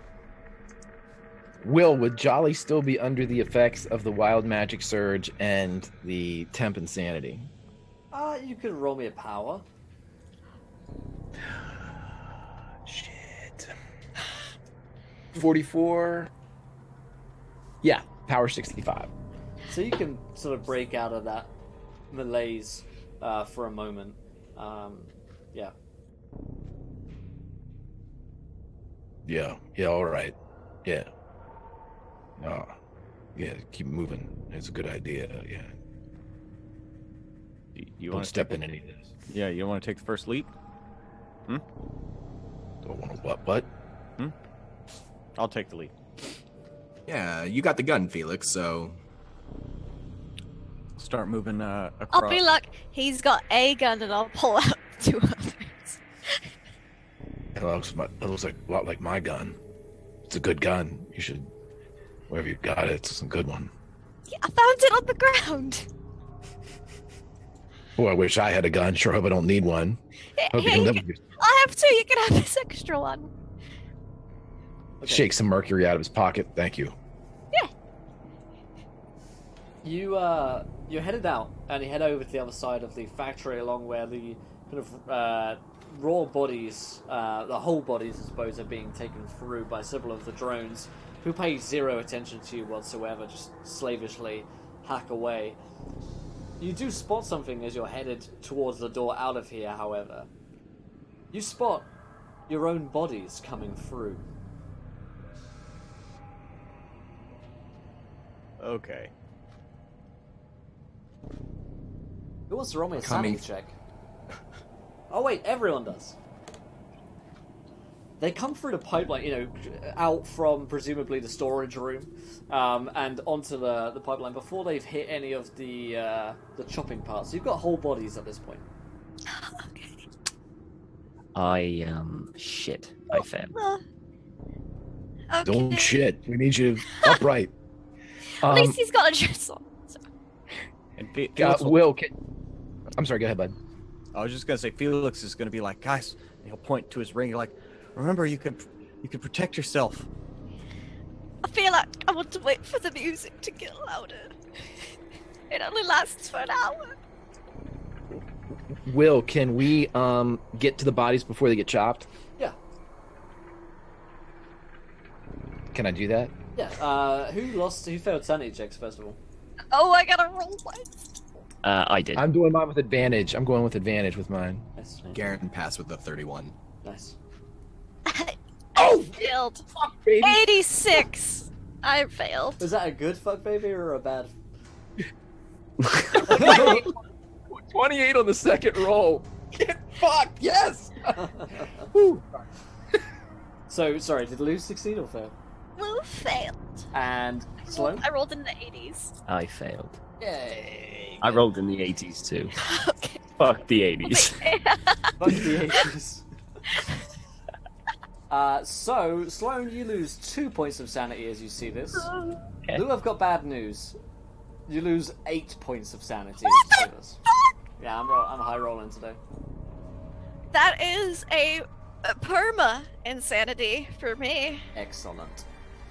So, you watch as your own body is pulled through here, almost reaching the part where, their head gets cut off and then the arms get cut off and so on. So you manage to stop them, and you can pull them off one by one. But for Lou, this is too much. You're looking at yourselves here, dead, clearly, very clearly dead. Including Felix's body is here as well, interestingly enough. All of you appear to have had several points where you've been wounded across your body. Felix, you could roll me an idea roll here. Sorry, Will.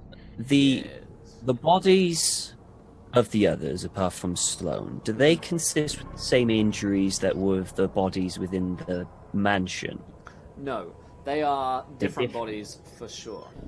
Bloody hell, this has blown Sloan's mind. This just does not make sense. That's what probably caused the sanity loss. It just doesn't compute. Lou is just seeing herself dead again.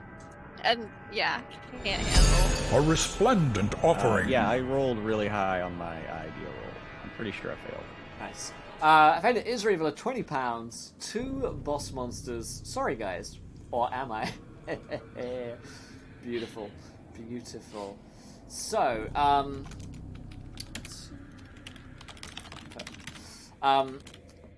yeah, Felix, you've seen these kinds of wounds before. It's difficult to exactly say where, but the music and the place of the wounds, they look like some of the similar wounds that you've had, that you've seen on Tommy. Oh my. Oh god.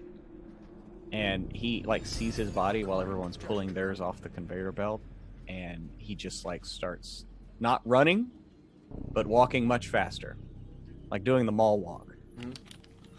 As he starts he just leaves his body behind. He's like, Tommy, oh god, Tommy, and he's just kind of mumbling Tommy to himself.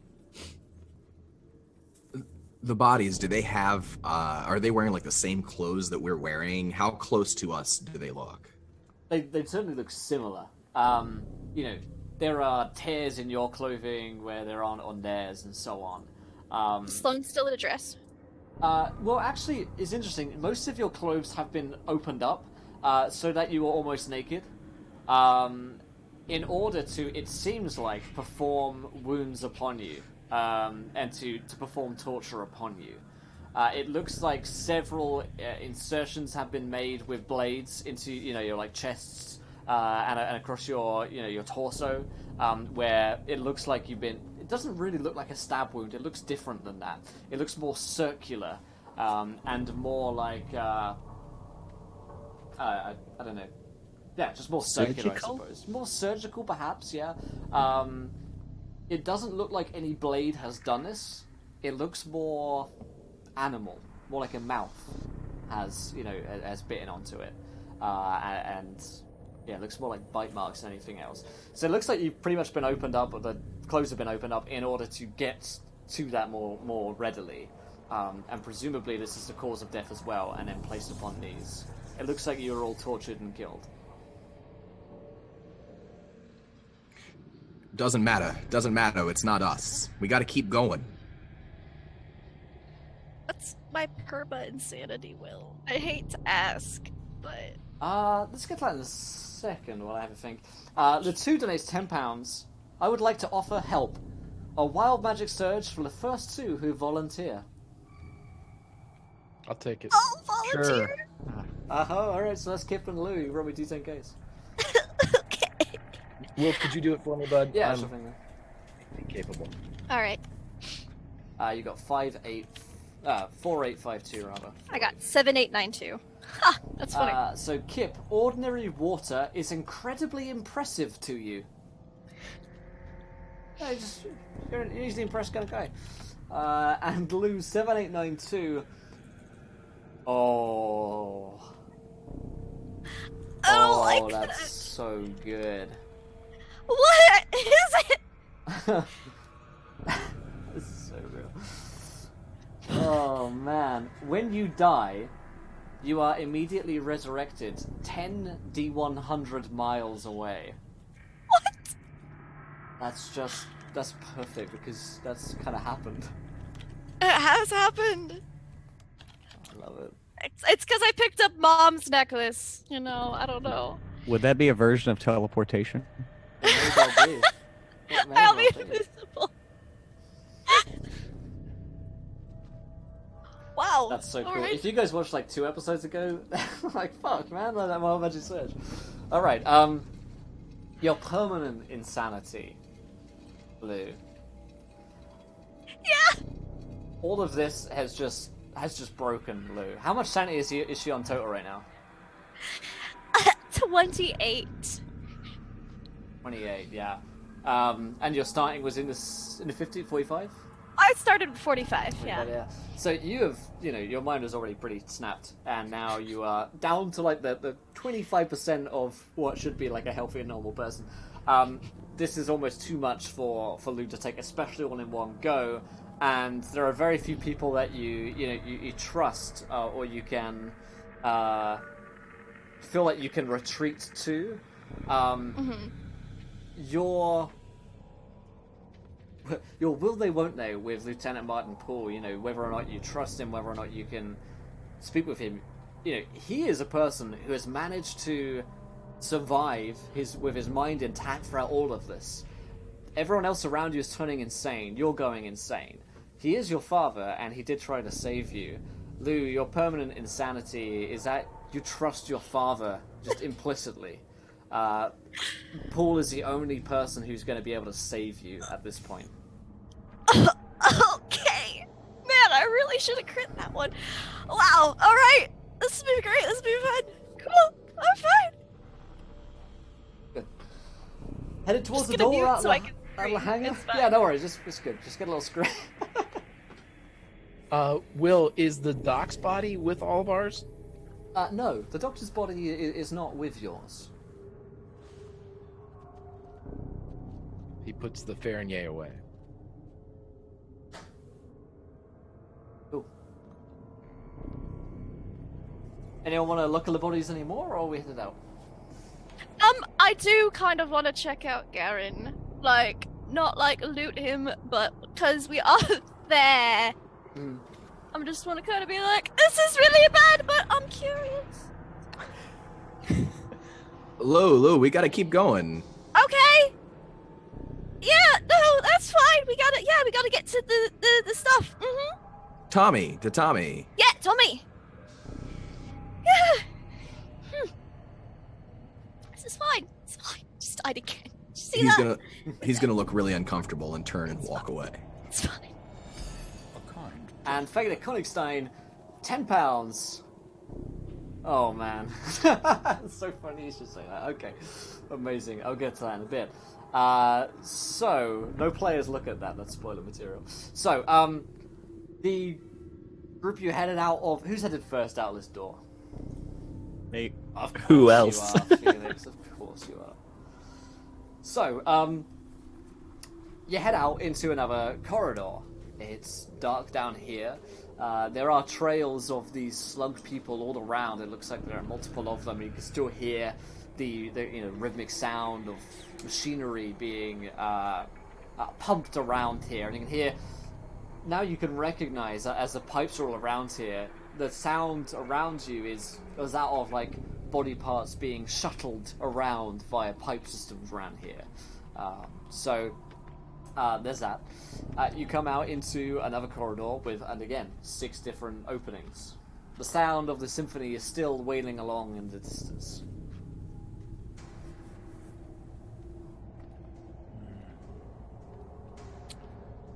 Listening, I mean, does it seem like it's kind of pinpoint like one of the corridors it's coming from?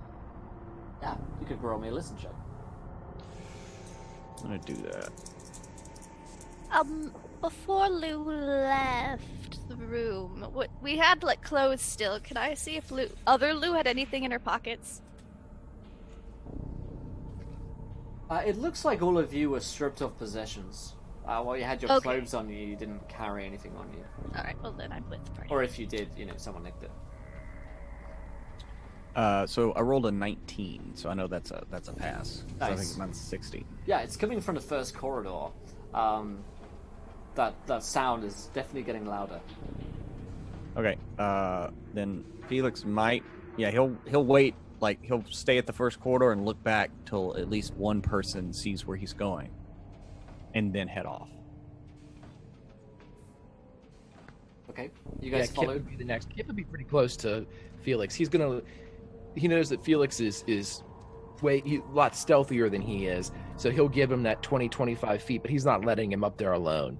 He's close enough where he could get there in a pinch, and he's giving Felix enough slack so he can use his sneaky. Okay, Felix, roll me a stealth check here. I rolled a 9. A 9. 9. So yeah, that's a hard success. Nice. You are as silent as a grave as you head through, and you see another door open before you. This one is slightly open, so you can see into the chamber, and you hear the sound. When a room is filled with water, sound just echoes around it differently because it kind of reverberates off on the water. You hear the kind of ambience of the room change into that in which there's a large body of water. You see into this chamber, again, probably about as large as the last hangar, so it's a pretty huge room.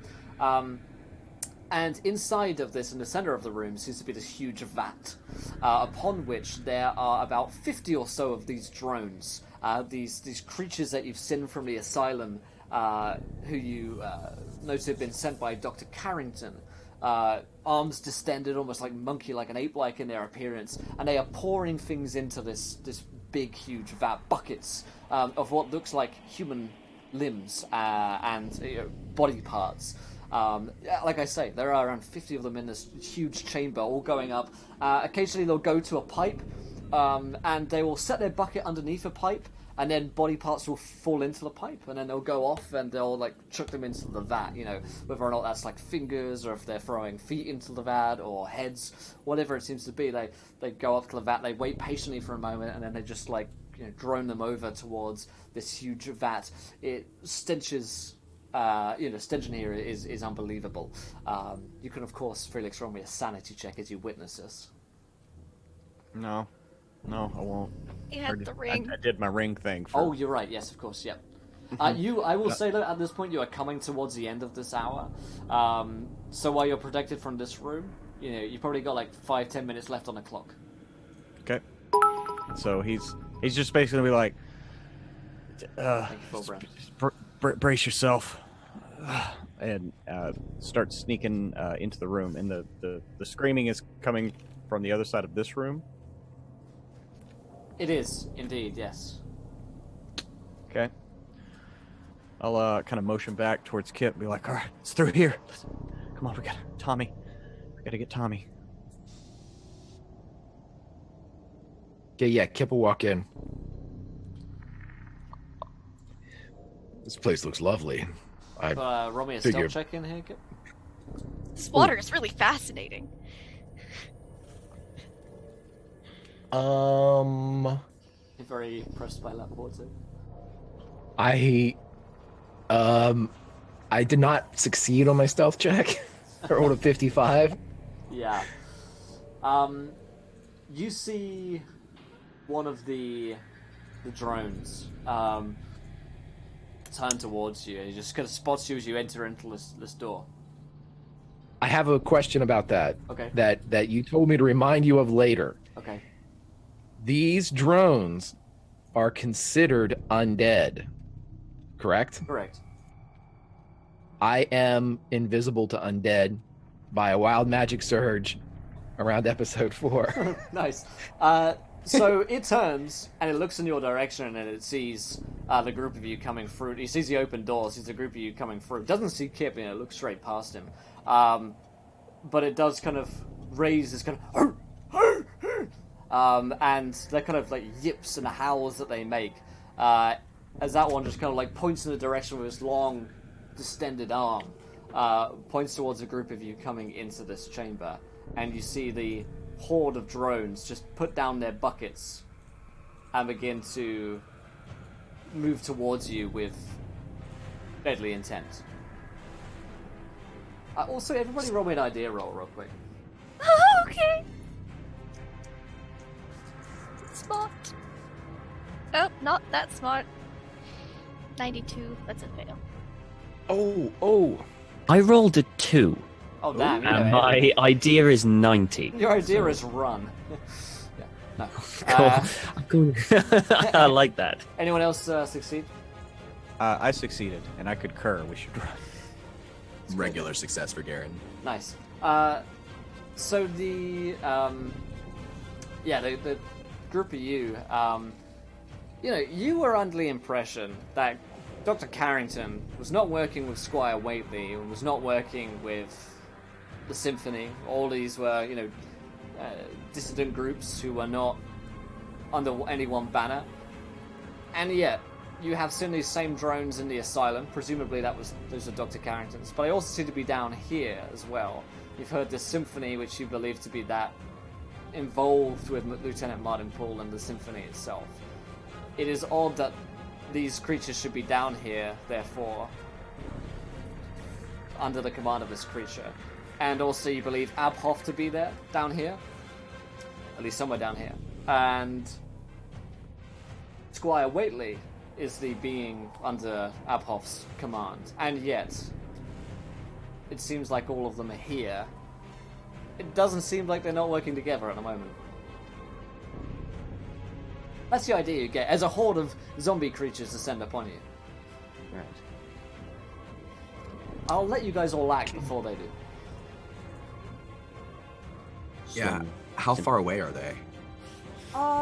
50 feet. Yeah, Sloane's just gonna look and run and turn and cheese it. Yeah, go ahead. Kip's gonna lean by the door and let him pass as his friends run back. How many did you say there were, Will? 50. 50? Mm-hmm. Are they all coming? Oh, yeah. There's one guy staying behind. He's just, ready into his bucket, but yeah. Okay,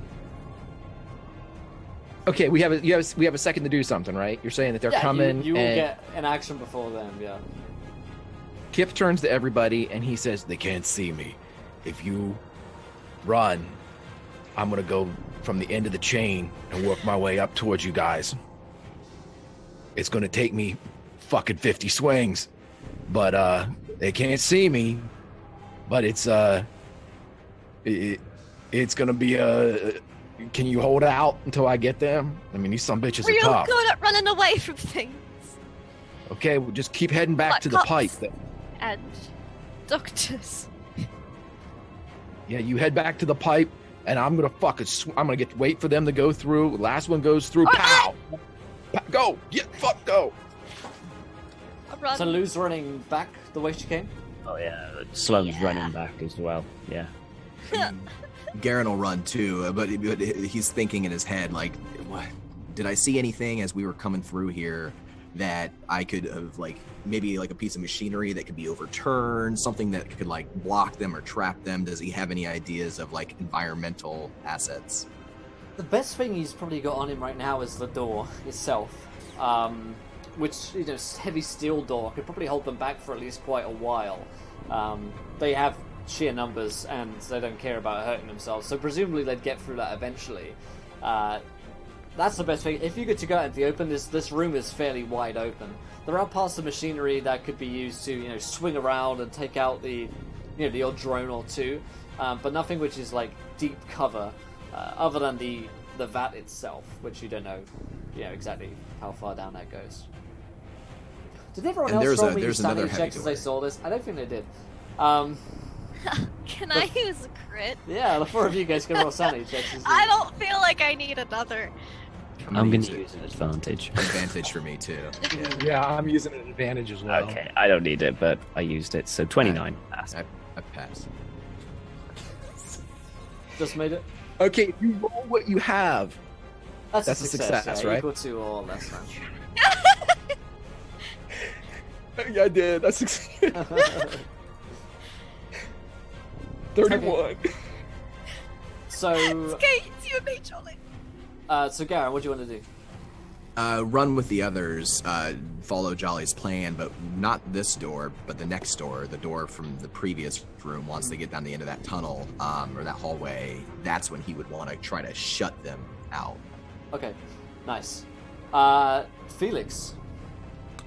How deep would you say that I was under the compulsion of the must go find Timmy? You can roll me a power. I'll let you roll a power. Rolled a 96. So you are definitely failed that. Yeah, better than ever. Yeah. Which is opposite from where the others are running. Yeah. Now, did they actually see me also? So stealthing in the room? Yeah, we'll say that you're a little bit around the corner of the room. So, like, you've got a shot to the door. They probably will spot you because you're going to have to make a break for it. Across empty, open ground, but yeah, Felix would have a shot at getting there. Yeah, he's gonna make a break for it. Is there like a steam pipe nearby that I can shoot and give myself some cover or something like that? Oh yeah, I like the sound of that. Roll me a roll me a dex. Dex, I know I rolled a 49, and I know that my Dex was at least 60 or 70. So yeah, your Dex is pretty high. Nice. You dive under the steam pipe as a couple of the drones get kind of like eviscerated by the hot steam going out from it, and you begin to make your break across this large chamber. At this point, you're about at the vat, and you can smell the real stench of organs coming from within. And you also begin to hear whispers at the tendrils at the edge of your mind, Felix. Something is down there, and it has a voice. Let's go to Sloane. Sloane, what are you doing? I'm running. I'm running with Lou, away from the zombies. I saw them. I got the idea. Yeah, I don't want to be here. Run. So I'm running. Very cool. So Sloane and Garen and Lou are running. Kip's got the door open, right? And he's just waiting for them to come through to get him because he's invisible to them. and Felix is making a break for it. Several of the creatures do begin to like head after Felix as they're coming in. Kip, you can roll me free. You can do free attacks on a turn, right? Yes. Roll me those free bat swings as you just start to pile into them as they plan for it. 38, 90. Fuck. Yeah, I can't. Yeah, I had 2 of them, and do you need damage for those? Yeah. Okay, let me switch this back around. Ooh, 8. 10 for the first one. Yep, that'll do it. 6 for the second one. Okay. So, I'll give you a heads up here. You need to do 8 damage to kill one. Okay. So, one of them is just running past you, basically. You, like, swing for it, and it just kind of, like, rushes past. One is getting past you. One is, like, gets smacked in the face by a bat and just dies. And the other one is just, he's injured, he's wounded, he's slowing down, but he is, within close proximity to you. They seem very confused about this hold-up. Elsewhere, as the 3 of you are running down the corridor behind you, you will begin to hear the sound of this music coming to like a fever pitch. The screams are getting louder, which Felix is definitely very aware of as he's headed towards them. But it seems like whatever is playing the music is aware that you are here. It is, it's almost like an alarm system, almost. As the violins are getting higher and higher and the screams are getting louder, it seems like whatever is down here is aware that you guys are in this corridor. Kip, what do you want to do? My question real quick, Will, is I didn't add any new damage in for my bat since it's upgrade. Should I? Let's give it. Yeah, that's a good point. Let's give it +2 damage. Let's say that other guy died, so you got 2 of them there. Do I get any like pluses to hit? Only 48 to go. It's just a damage. Yeah. Okay, just checking. Just pushing. Okay, so I want to follow the group, and just swing 3 more times and try to. I gotta clear. I mean, they're gonna get caught at some point. Go. I have to try to thin the herd as much as I can. 22, 64, a fucking 100. Wow, really? Like crit fail? Yep, like a crit fail. Oh, Kip, you know what that means. What's that mean? No, the bat doesn't break. I don't know. As the bat just snaps. Oh, this is the bat of Jesus. Oh. No, Well. it's not. Gotta find another bat. It's like slick with blood. It just like flies out of your hands on that crit fail. And the pile of like creatures like coming onto you. And it just like falls out of your hands and rolls down into the ground about 10 feet away. Okay. The first 2 that I hit before the crit fail was 10 damage and then 11 damage. So I killed the 2, and then on the third one I swung and it went out of my hands. Yep, just kind of. So he's going to get retrieve that. All right. Felix, some of these creatures are going to try and latch onto you, unless you can roll me another successful dexterity.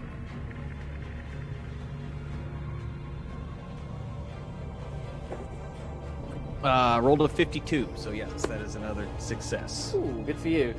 You make it to the door as the whispers of this voice in your mind are getting louder and louder the closer you run towards this vat and whatever is being fed as it hungers, and you just sense like you don't hear any words, you just sense that it's hungering, it's hungry for you, it wants you. And you dive open towards the door. One last dexterity to slam the door before these creatures can get to you.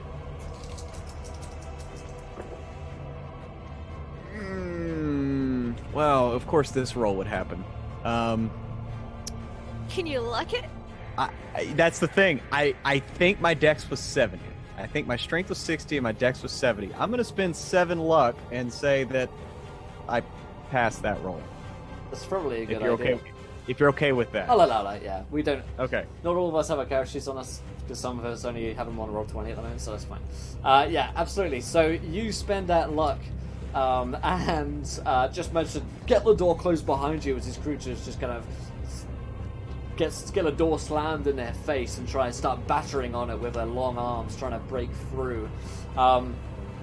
Back with the three of you escaping the other way, as the sound of this music is getting higher and louder, as you enter back into that first air hangar, you see that coming from a door down the other end of this hangar is opening up, and you can see that many of these slug-like creatures are pulling their way through and headed towards you. It's like they just know where you are. They just kind of like walk in and they just look straight at you and start coming towards you. It's almost as though they have got like a homing beacon on your exact location. There are about 4 of them pulling their way through right now, but it's possible that there are more behind them. What do you guys want to do as you enter into this hangar? Is there another exit apart from the one where they're coming from and the one behind us? Can I tell them to leave? Because I can command slugs. First of all, let's thank the 2. There's £10 donation. Boss monster arrives. A D2 decides if it helps or attacks them. I'll roll a D2, why not? And you just have to trust me. A 2, so it attacks you. Okay. So you said attacks or helps, so I would think that the second one. No, it says 1D2 decides if it helps them or attacks them. Is how it reads. That's how you didn't. That's how you said it, Will. Well, I just said it wrong, didn't I? Oh, okay. I rolled it right. So this once again brings up my sheer inability to read. But there's another one. Comes along. This hulking slug brings its mass along behind it, larger than the others. It seems to be commanding them with a larger whip of its own, cracking them forth. You guys are in the hangar. What do you guys want to do? Sorry. So, was there another exit? Yes. Sorry. There's the one that you came back from, and then there's another door that you haven't used yet. Okay. Did my commanding of the slugs work? Because I can command them. How would you like to command these slugs? What do you say or do? Look, good, you're here. You're supposed to guard us from anything that would harm us and make sure we don't get hurt by you or any other means. Good bodyguards, excellent. Roll me your fine leader Larry is here. Roll me a fast talk. A fast talk? Yeah. Alright. I'm actually pretty good at fast talk. Oh, that is a 12, meaning it's an extreme success. Nice. The creatures, as they're coming towards you, there's a flicker of recognition in their stalk, on the eyes on their stalks, Lou. And the larger one kind of gurgles in a fat and ugly voice. Leave her. She's for the master. The others get them. That's not what I meant! They don't seem interested in eating you. At least they don't want to eat me. So they've slammed the door shut behind them against Right. like those things that are chasing them for the moment. Absolutely. Also, everyone gets disadvantage. Thank you, too. Just like in general, or Yeah, just generally disadvantage. Disadvantaged upbringings is what you will get. No. On your next rolls, we're going to give you disadvantage. Garen will look over to Lou and he'll say, Lou, do you think if we take out that big one, that real ugly one, the others they'll listen to you? It's definitely possible. He seems not the next in command, and I'll grab his hand. And I have, from day one, a pocket full of salt and sand in my thing. So I'm gonna pull out and then just put it in his hand. This should help fight the slug, man. He'll sort of like rub it on the flat, I guess, of his sword. Like, yeah, all right, I'll give it a try. Okay. See, you were worried. Now I'm gonna cross that off my inventory. Garen's gonna go break out in a full sprint for the big guy, sword in hand, and he's gonna do his best to attack head on with a sword. All right. So as you're doing that, Lou and Sloan, are you guys engaging in this fight, or are you exiting?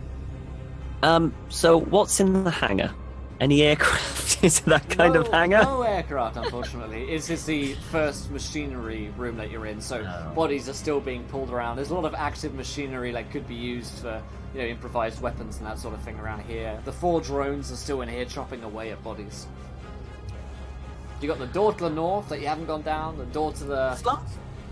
Sloan's going to go to the door to the north. He's not a fighter, and we're massively outnumbered, so he's running. He's going to go to the door to the north. Nice. Lou, what do you want to do? Well, they're not gonna attack me, so I don't see why I need to run. I will stand in an authoritative position, ready to take charge of the smaller slugs once Garen has dispatched the whip one. Okay. With Larry on my shoulder. All right then. Garen, you can roll me an attack roll against this creature. Okay, and I have disadvantage on my first attack? That's right. Okay. So... You'll miss the first attack. I'm going to spend 5 luck and make that a hit. Nice. Roll me the damage. Alright. 12 damage on the first attack. Nice. And then I'm going to use a crit on my second attack, unless he's down. Salt not damage? dead, No. Yeah, does he take salt damage? He is a slug. In Lou's mind, he certainly does. In a different and yet very more real sense, he doesn't. Okay. A slug's immune to salt.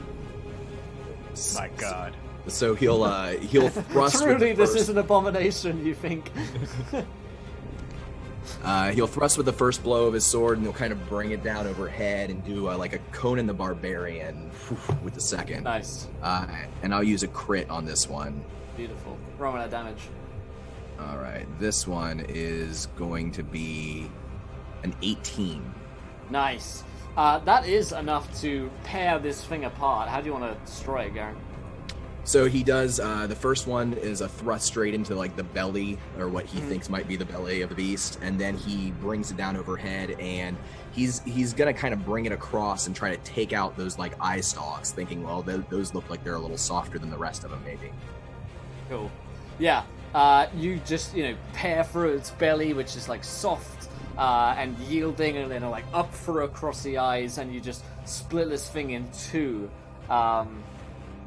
As it does so, you will roll me a Constitution. When these things die, they just spurt out fungus goo. Be an extreme success on the Constitution. Nice, nice.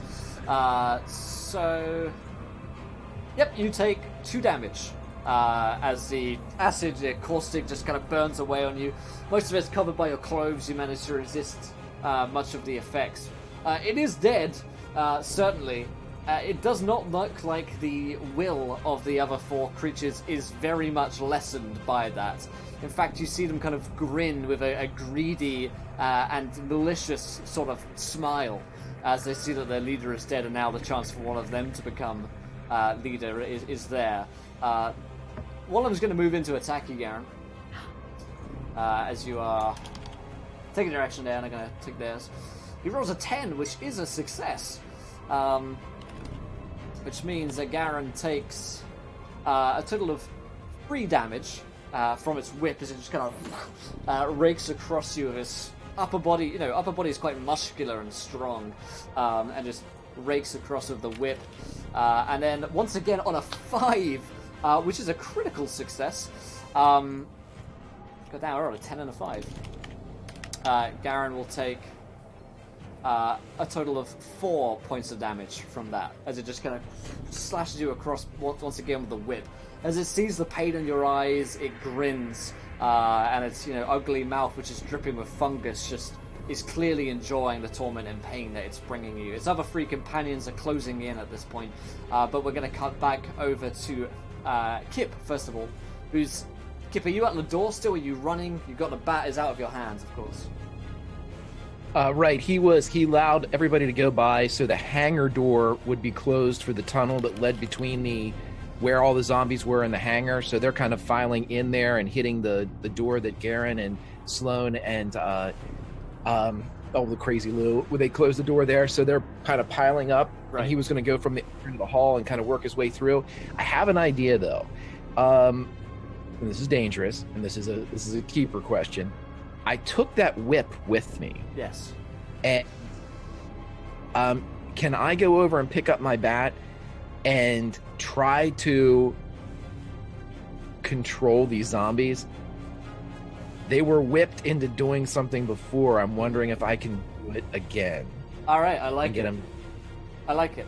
You can, run over, pick up the bat, which is slick with blood of these creatures. Roll me a power check, and I'll roll one here as well.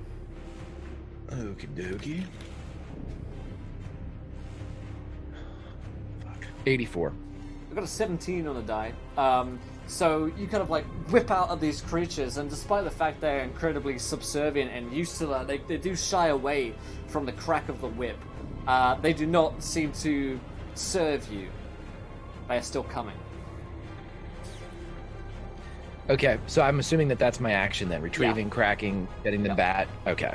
All right. Sorry. No, always worth trying. Felix, you enter into a different room entirely as you're out in this corridor once again. It's a lot quieter from the chaos which is happening behind you, despite the fact that several of these creatures are bashing away at the door, trying to break it down.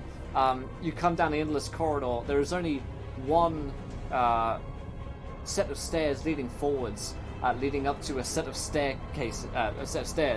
and at the end of that, a door from which there is coming a light, a white light, and the sound of that music is getting louder. Okay, I will stealthily creep down that hallway. Stealth check. And move up to the door. Roll a 47, that's a success. Nice. You creep close to the door. There is a light coming through it, even despite the fact there's no window there for you to see through. Down the cracks in the edges of it, you can see that something inside is casting a very strong light. The sound of the music and the screams are coming loud from within. Okay, and there's no window on the door, right, or anything Alas, like that. No. Okay, and the door is completely shut. It is. Okay, he's gonna move up and very delicately try to open the door. Roll me a stealth check on that door opening. The heavy metal door in the old industrial. I'm pretty sure. No, yeah, that's a failure. That's I'm not gonna spend 20 luck. So Felix starts to open the door, and it's a loud creak and crank as it opens up into what looks to be a filled auditorium. But we're going to cut back to Garen and Lou in the action of things right now, with 4 slug monsters bearing down upon you. Right. But they're not attacking me, they're all attacking Garen, and that's That's right. unacceptable. So I'm gonna shank them. Yeah, you want to get involved in the fight?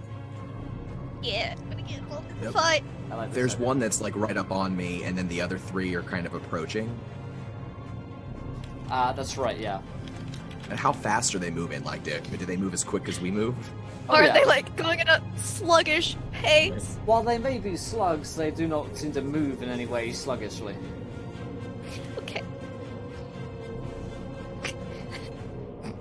Sorry, I crack myself up sometimes, especially under high stress. So, Lou's gonna start from the back of the line, so that maybe the others won't notice she's attacking them. Okay. And I dipped my knives in the priest's blood, so that should help. Certainly should. I've got Shanky, and my switchblade. Thank you, Dave. Appreciate it. And I'm gonna try to attack Nice. them. Attack the one at the back. Ooh, a 36 is a success. And then another attack. Ooh, a 52, which is also a success. Excellent. So you want to go for the backliner, yeah? The backliner, yeah. So maybe Alright. the other ones won't notice I'm shaking them. Roll of damage. Alright. Ooh, okay. Do I have a build bonus? No, I do not. So that is just going to be... That's D4 for knives, right? Yes. Okay. That is going to be a total of 7 damage. 7 damage. Excellent. Yes. You slice away at it. It is muscly, strong, and doesn't seem to be mind being torn open too much. Can I command Larry to attack it too? You could certainly do so. It would take an action to command Larry to attack. He takes Okay. quite a while to do anything these days. Okay. Alright. I'm going to give him the idea for the next round, because he's never attacked anything before, and I want him to feel included. Yeah, absolutely. Okay. Great. Garen, what do you want to be up to? So Garen was kind of really banking on Lou's command over the slugs, and as soon as the other ones kind of turn on him, he takes a couple of whips. He's starting to look pretty rough. He's gonna fall back a couple of paces from the slug that's right up on him, and he's gonna reach into his sort of shredded jacket pocket, and he's gonna pull out a vial of holy water. Nice. And he's gonna splash the holy water forward and say, the sacred sign of the cross commands you. God, Christ, God's word made flesh commands you. Tremble and be gone. And he's gonna try to turn the slugs with his sign of power. Nice. Roll me a power. I'll roll one here as well. Okay, I I'm rolled a gonna use a 1 crit. on a D100. God damn. Just as well use that crit. Swear to God. So, yeah, quite literally, swear to God. You hold out the symbol of holy power, and you see the creatures just revolt at the power that you're holding up in front of them, and their slug-like bodies just begin to burn away as if you had sprayed salt upon them. They definitely look like they have been, somewhat melted away. They're not dead, but they are definitely distracted for a moment. If you wish to make good your escape. Come on, Lou. We gotta get out of here. If they follow us, we can take them down one at a time. Okay. Can I puke on one as we leave? I really want Larry to Absolutely, Larry does. do his slug attack. I'll roll for Larry. Okay. Larry rolled a 65. Larry, unfortunately, isn't that skilled Okay. in think I'd projectile try. vomit, but he does vomit up nonetheless. Okay. Just doesn't go anywhere that you really want it to. You basically just end up throwing up in your hand. It's kind of gross. It's okay, Larry. I understand. It's hard to perform under pressure sometimes. And I'll give him a little slug scritch as we run. Are you headed towards the northern door, which Sloane exited from, or the eastern door, which you came from, and where Kip is? Sloan. Yeah, the other one has a bunch of zombies outside of it. Good. Well, let's go with Sloane for a moment. We should stay together. Hello. Hello, Sloane. So, Sloane, you're out of the main scene of violence, escaping away down that northern tunnel. Similarly, you come to a corridor. However, this has two different doors in it, one to the left, one to the right.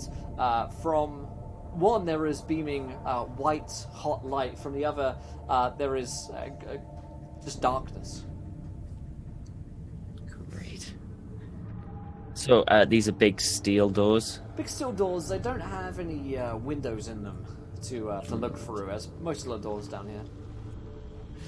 Can I tell, with the markings on the floor and stuff like that, which one has been opened, I would say, more often? You're rolling a spot hidden, yeah. If the ground is a bit more...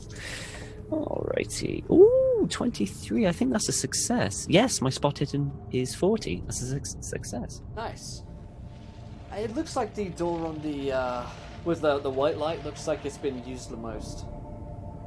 Now, you said this was a burning white light, as in, is the door hot? No, not literally burning, unfortunately. Okay, thank God. I was just making sure I wasn't opening. It's like, you know, there's like heavy wattage lights going on in there, like studio lights, you know, or like air hanger lights. It's real big. Well, Sloan would prefer light to darkness. I think he's going to try and open the light and have the door that has the light and look inside. It like kind of burns your vision for a moment as you know, it's like coming out the Fallout vault, and you know, looking at the lights kind of burn your eyes for a second, and they adjust. And there's a room in it, a room here, circular, familiar to you because you've been in this one before, or at least one which is very similar to this. It's not identical, but certainly looks similar. There's a table, and there's on the table there is a telephone. Surrounding you appear to be speakers. Okay. Well, if there's any... I think we need him, and I think we need him now, so Sloan's going to go and pick up the phone and go, Mr. Poole? After a moment, there's a pickup from the other end. Why, Mr. Sloan? It is a pleasure to see you here. You hear the door slam behind you. Your daughter is in need of assistance. We all are. Oh, my daughter is perfectly fine, Mr. Sloan. Fear not. She will come to no harm while she is here. I think you have to... There are many of these workers chasing her, along with other creatures. I am not convinced. Well, don't worry, Mr. Sloan. None of my minions will harm Lucille. They have very specific orders. But what of the minions that aren't yours? What are you talking about, Mr. Sloan? These are all yours? Why? Did you really buy into all of that? So why are we here? Because I needed you here, Mr. Sloan. For what purpose? I'm sure that will become obvious very presently. Do not worry about Lucille's health. She will be fine. You, on the other hand, well, I believe you've already seen what happened to you. We saw there was a body of Lucille as well. You do know that, right? Of course. She came back from the dead one time. She can do it again. You want your own daughter to go through the horror, go through that pain again. She's not really my daughter, Mr. Sloan. Then what is she? Well, she is inside of Lucille's body, is my daughter. I just have to bring her out, if you understand. Your daughter is possessing the body? Dormant? Well, you see, Mr. Sloan, that necklace I gave her when she was killed brought her back to a sense of life, but not truly who she was. She both is and isn't my daughter. Inside of her is the true Lucille Poole. So I'm gonna bring her back out to me. And how would you do that? She has to die, Mr. Sloan, but not in just any way. A very specific way. You all have to die. Do we all have to die in a very specific way? Why, yes you do. And that's why I brought you all here, made sure you got it here as well. And those other footsteps along the way, Squire Waitley and Dr. Carrington. I figured that you were fairly willing to believe that good old Martin Poole was ready to help when I came along. So what's the end game, Mr. Poole? The end game, Mr. Sloan, is you all dying on my bench, and Lucille comes back to me. So this is all to get Lucille back. Of course. Everything. It always has been, Mr. Sloan. I just need her back after she was taken from me. And she needs to die in a certain way, and if she were to die in a other way, you wouldn't get her back, no? She would be lost to you? Don't you worry about that, Mr. Sloan. You're not going anywhere. No, perhaps not me, but perhaps one of my companions. But by the time they figure this all out, I'm afraid it will be far too late, as it is for you now, hence why I'm telling you this. You see, members of Caligula killed my daughter. It had to be members of Caligula who would die in order to bring her back. There's a certain symmetry in all of this, which is rather poetic when you think about it. So, for this to work, I have to die in a certain way, yes? Oh, Mr. Sloan, fear not. You will, very soon. And it needs all of us to die in a certain way, yes? Oh, fear not. There were only 3 of them there that day. You can blow out your brains right now. I've got enough of you. A kind gesture. Been doing a little collecting along the way, see. Hedging my bets, if you will. So, indulge me, because I evidently am going to die anyway. What is this place for? What's with all the meat? What's with all the... Oh, all this? Well, this is, I guess, what you would call my day-to-day business. You are a little side project. Mm-hmm. And what is your day-to-day business? Well, we look over several different projects in and around America and across Europe, of course. This is just one of them. The creature that is Abharth needs to be fed, cleaned. There's a routine it needs, and we've made sure that that's the case. You see, the creature has control over time itself, able to bring in beings from various different times into this place. Hence why you saw several people from across the ages in that meat factory back there. People fall into Dunwich at one time or another. It doesn't really matter when.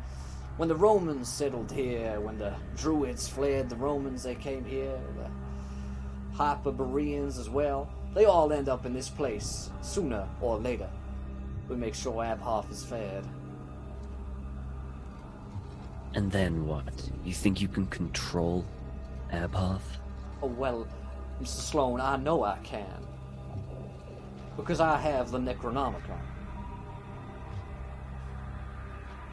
Ever since you gave it to me. And you are sure that with the Necronomicon that you can control a being like that? Something that we cannot even grasp. Mr. Sloan, you may not be able to grasp such a thing because you have not read the book. Your friend, Dr. Pierce, he understood. He read the book. He knew what had to happen. Anything to get the job done. Very well. Very well. And is there like a chair? There is. Sloan will sit down. So what now? I just sit here. You take a little nap, Mr. Sloan, and you feel the room begin to fill up with gas, the same sound coming in. Is there, I don't suppose there's another vent or something I can get out of? You could certainly roll me a spot hidden. I'm gonna crit that.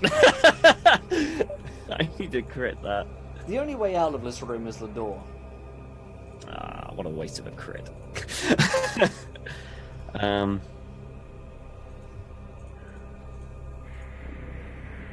Sloane's just gonna close his eyes and just calm himself and I guess just let it take it over him. You fall asleep, Sloane. Oh shit, do I have to do I have to roll? Because I got a thing when Sloane next sleeps, he sleeps for 2d20 days and nights. Yeah, roll me 2d20. Brilliant. Oh my god. 6 9 15. Nice. A fortnight. Yeah, it's all good. Take a couple of weeks off. It's cool. It's Your cool. You fall asleep, Sloane. Now we have Garen and Lou, who have also come up to these doors at this point, having escaped the creatures from behind. You see the 2 doors, and a crit success to Sloane from Forbrand, thank you. See 2 doors, one... Can he use it to wake up? He wishes he could. One with filled with light, one filled with darkness. And the things, they're not following us anymore. Like, we've lost them.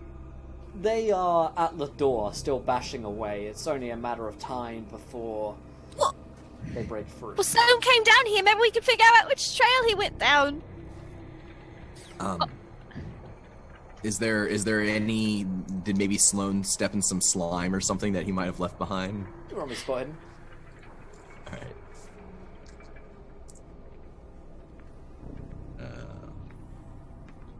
Be a regular success. Yeah, it looks like he headed into the room with light.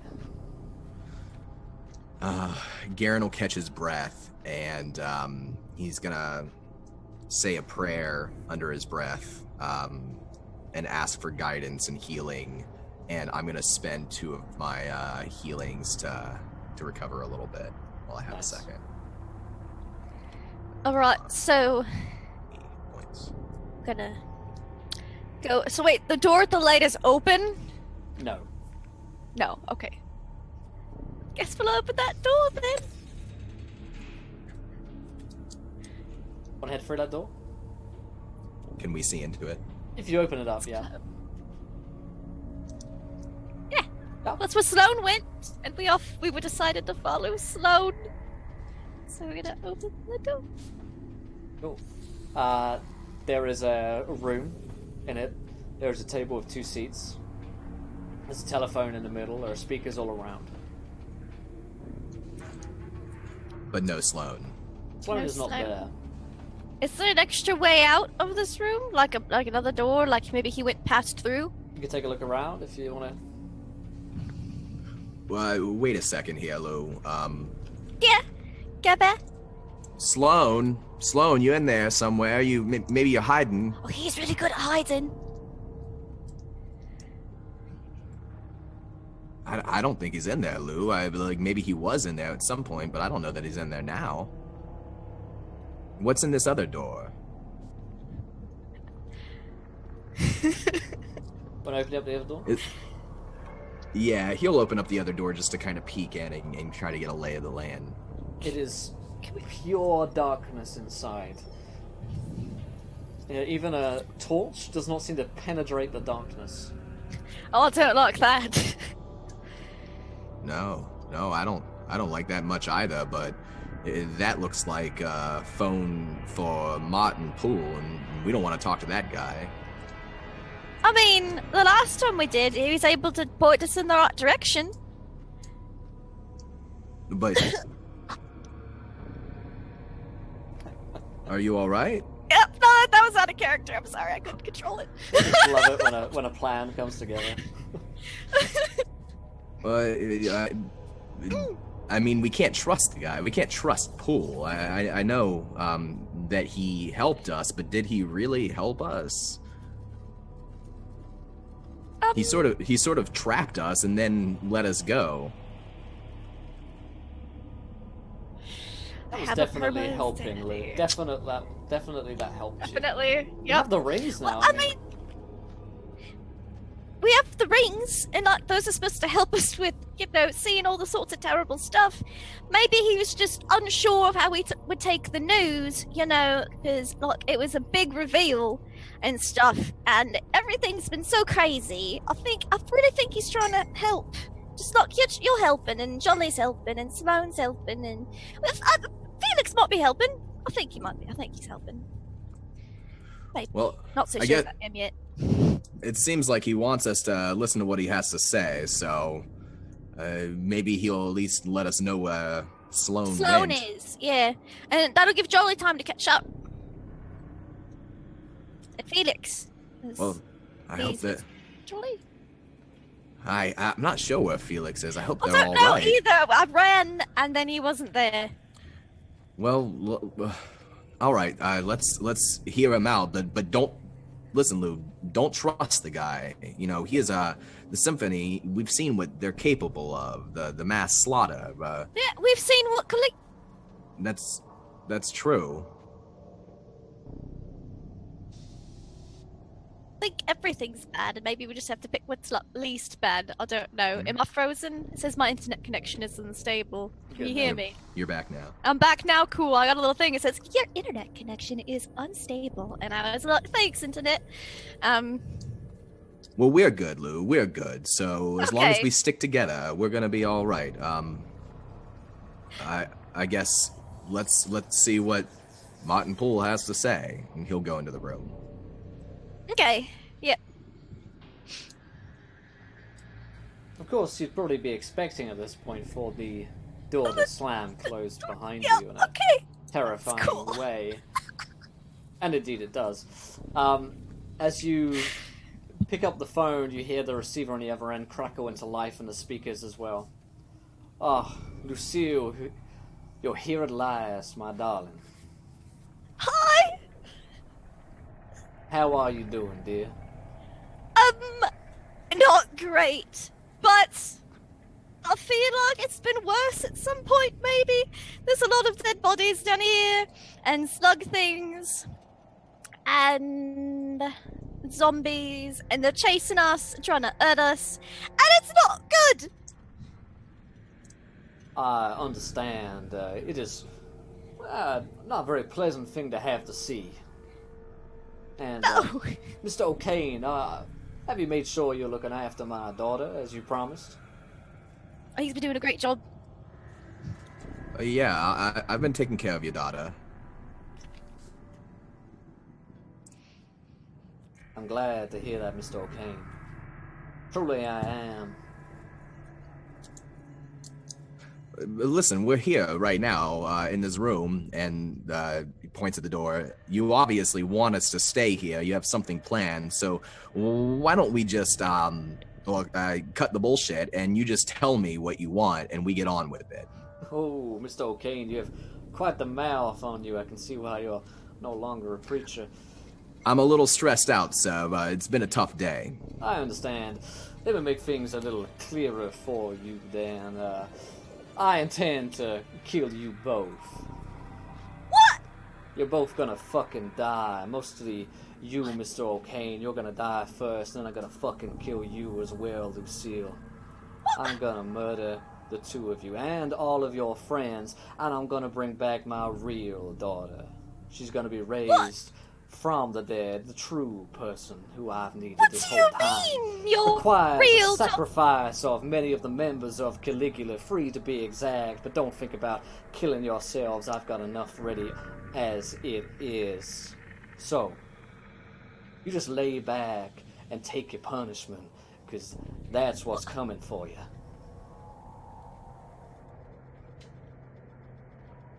Does Well- this break my trust in him? You're I'm insane. fucking kill you. The bad thing about Lou right now is that she has got a permanent insanity. Logic, reason do not break through your mind. Lou. That's cool. Awesome. I love it. This is great. I'm not crazy. She's just like, I guess she'll just be like, what do you mean your real daughter? I thought To get her back, I have to make a sacrifice, which is why I've made sure that all of you are here. I figured 5 was a safe number. A couple of you would die along the way, fall into my snares. Since then, it's just been a case of leading you along enough breadcrumbs to take you here and figure that you're saving the world in doing so. You pathetic pieces of lowlife. And you hear this gas begin to fill the chamber once again. So, just take a little rest. I'll be seeing you shortly. Garen will step forward as the gas is filling up, and reach out a hand for Lou. Say, Lou? Yeah. We're gonna get through this together. You and me. You stick with me. What he has planned, whatever he has planned, I'll protect you. Is this when we kiss? Baby. Yeah. And then he'll go in before he passes out. Beautiful. Back. And then sleepy time. Yeah. Yep. The two of you, unfortunately, pass out. Kip, you have managed to fight off the zombies. We did a lot of rolling off screen, which has taken you 12 rounds to bust through them. Yeah, the door opens to the previous hangar area, and Kip comes out breathing heavily, covered in blood from tip to tail, as he has murdered, I by my number, 42 zombies on his path between the other side and this side. So he stumbles out. The bat is absolutely gore covered. Even the ice is red on the end of it, as he kind of shakes his head and cracks his neck and looks around. Yeah, as you come out, are you headed back the way they came, back into the main hangar? Yeah, he was. The idea was eventually clear the hallway. The hallway is clear. So as he comes into the hangar bay and looks around for him. There is no one in here. There is a sign of a dead slug person in here. There is only one open door which heads towards the north. The others appear to be closed. Fuck. He turns around and heads back to see if he can help Felix. Yeah. You head back the way you came, back through the vat with the entrails and organs and body parts in, and you see a door ahead of you with a bright white light coming from it. That's got to be the way you went. He opens it. You're doing this quietly, or? Sure. Yeah. Kip will try to do it quietly. Oh, we can eat in that one or not. Kip is...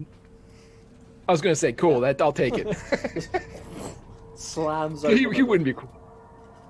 Come, Felix. You... Fucking tired. You open the door. And you step into the white light, which blinds your eyes for a moment, and then you make out the figure of Felix standing next to you. You're in a large auditorium. The sound of the symphony, the wails and screams are louder than ever they were before. All in this chamber, you would guess to say 100, maybe even 150 members, all garbed in these white robes with hoods at the top. All of them appear to be watching a performance as you're up and in the auditorium. You're looking down, and you see what they're all staring at.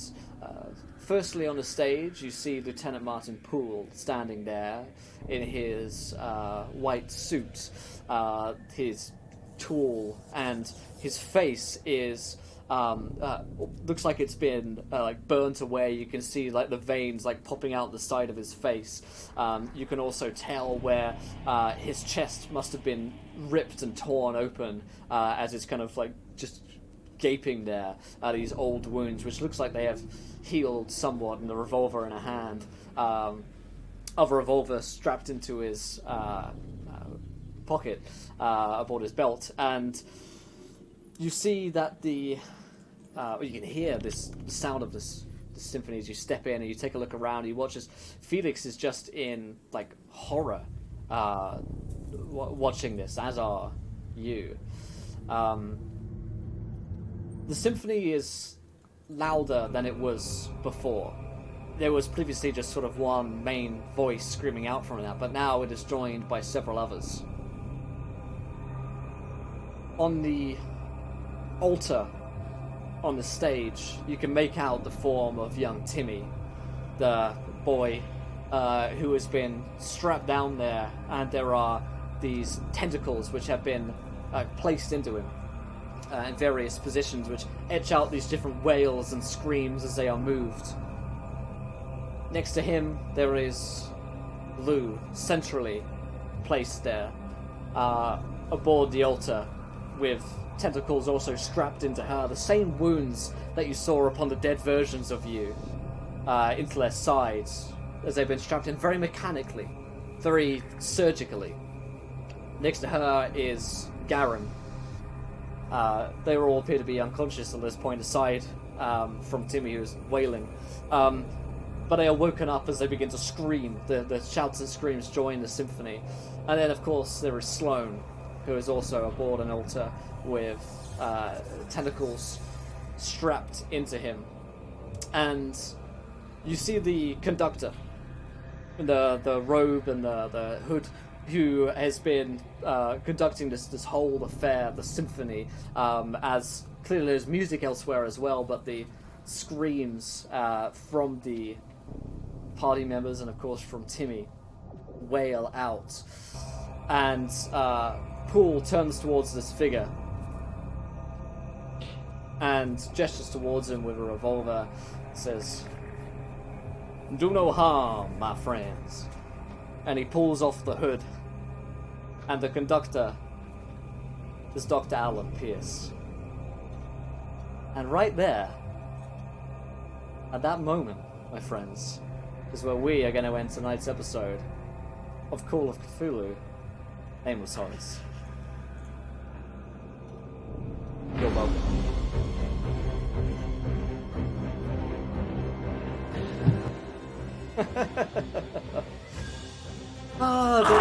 Don't you just love it when a plan comes together, guys? Isn't that just a good feeling? When it all just... I'm gonna quote. Oh, it's spiffy feeling. Absolutely spiffy, as they say. Just all feels real nice. Just real good. Well, my friends, that's how we're ending tonight's game of Nameless Horrors. Stick around, though, because we've got another game coming your way here. Going back to D&D 5th edition, we're playing some stanzas here. I'm very certain at this point that next week will be our finale. This is the crux of our story. We're coming towards the height of it. So, the week after that, what we'll do is we'll do a Q&A session about the series, and we'll also talk through our characters for the next series of Call of Cthulhu, which I'll show you guys the trailer for that here in a second, actually, because we're going to be playing for a fun game. We're also going to be playing a series which runs on from this, so you may very well see some of the same characters back. But let's go around the cast and crew. Thank you guys, by the way, in chat. Had an amazing turnout this week. It's great to see so many people enjoying Call of Cthulhu and the series that we're doing here. I really love that. And thank you guys for the donations as well. I haven't forgotten any donations that haven't come in today. Today's episode, I was trying to push towards a lot of plot. I was trying to get to this moment, basically. So, but they will come in nonetheless. So next week's going to be a good one. Let's go around the cast and crew. Did we enjoy ourselves? It's the most important thing. And of course, where can we find you guys? Pruitt, what did you think about tonight's session, my friend? I'm going to quote my favorite characters from Aqua Teen Hunger Force, which are the Moonanites, and I'm doing this as hard as I can. Like, oh my god. Will, you bastard. You deviant bastard. Yeah, that was amazing. I can't wait to see how this all shakes out. I mean, this season has been absolutely nuts. Seeing my boo, my bae, Dr. Alan Pierce, being twisted into the service of this evil organization is just, oh god. Anyway, absolutely awesome. I'm Pruitt, J Pruitt on Twitter, co-host of WebDM. I got my show on Tuesday night, Starward Bound. We'll be on Saber Dice later tonight. Just come check that out. That's awesome. And yeah, I guess I'll see you next week. See how this all shakes out. Great stuff. Thank you, Pruitt. Let's go to Lindy. Hi. I'm fine. This is great. Fuck you, Will. I don't even have words for today. Just lots of gargled screams that were thankfully muted by the power of modern technology. The cops weren't called to my house, which is good because I was literally screaming that loud the entire session. Yes, I am excited for next week to see where this goes. I'm gonna be imagining all of our bodies laying there, Garen's face smothered with lipstick, Lou unconscious, poor Jolly, fatless. Terrible, wonderful, awesome, hate you, love you. This is great. You should come here every Wednesday and watch because next week's finale is gonna be awesome. But yeah, you can find me at Laugh Love Lindy, huddled in a corner, rocking back and forth, and also online on Twitch and Twitter, where I play a lot of games and stuff, like on Grimjack's channel for Pulp Cthulhu on Sundays, and then Tuesdays, Topes of Tentacles, and on my channel for D&D, and then here on Wednesdays, and then on Thursday nights on WebDM's show for more D&D, and then Friday on the Greyhawk channel for D&D, and then, yeah, Saturdays sometimes for D&D. It's fine. I'm good. I'm gonna go cry now. Great stuff. I think Sloan needs to live. Why'd you hurt Sloan? I love all this. Don't worry, I haven't hurt Sloan. I'm about to kill Sloan. There's a difference there. It's not actually me, it's Lieutenant Martin Poole. We're different people. Are you sure about that, Will? Sure. Sure I am. Sorry. Greg. Will, I'm going to take this another direction, man. Everybody's, telling you to fuck yourself and they can't fuck you harder than this. I'm not saying that at all. I'm going to say this. This is why you show up. This is why I show up. I show up for these stories where I get to sit here and go, holy fuck, that just happened. It's the greatest 3 hours of RP of this or any week. It's right now. It's where it's at. It's always been where it's at. It's always will be where it's at. Also, new record for any RP character I've ever had in any session with a fucking 43 confirmed kills in one session. Hell yeah, baby. Rock that down. Put that in the annals. Love it.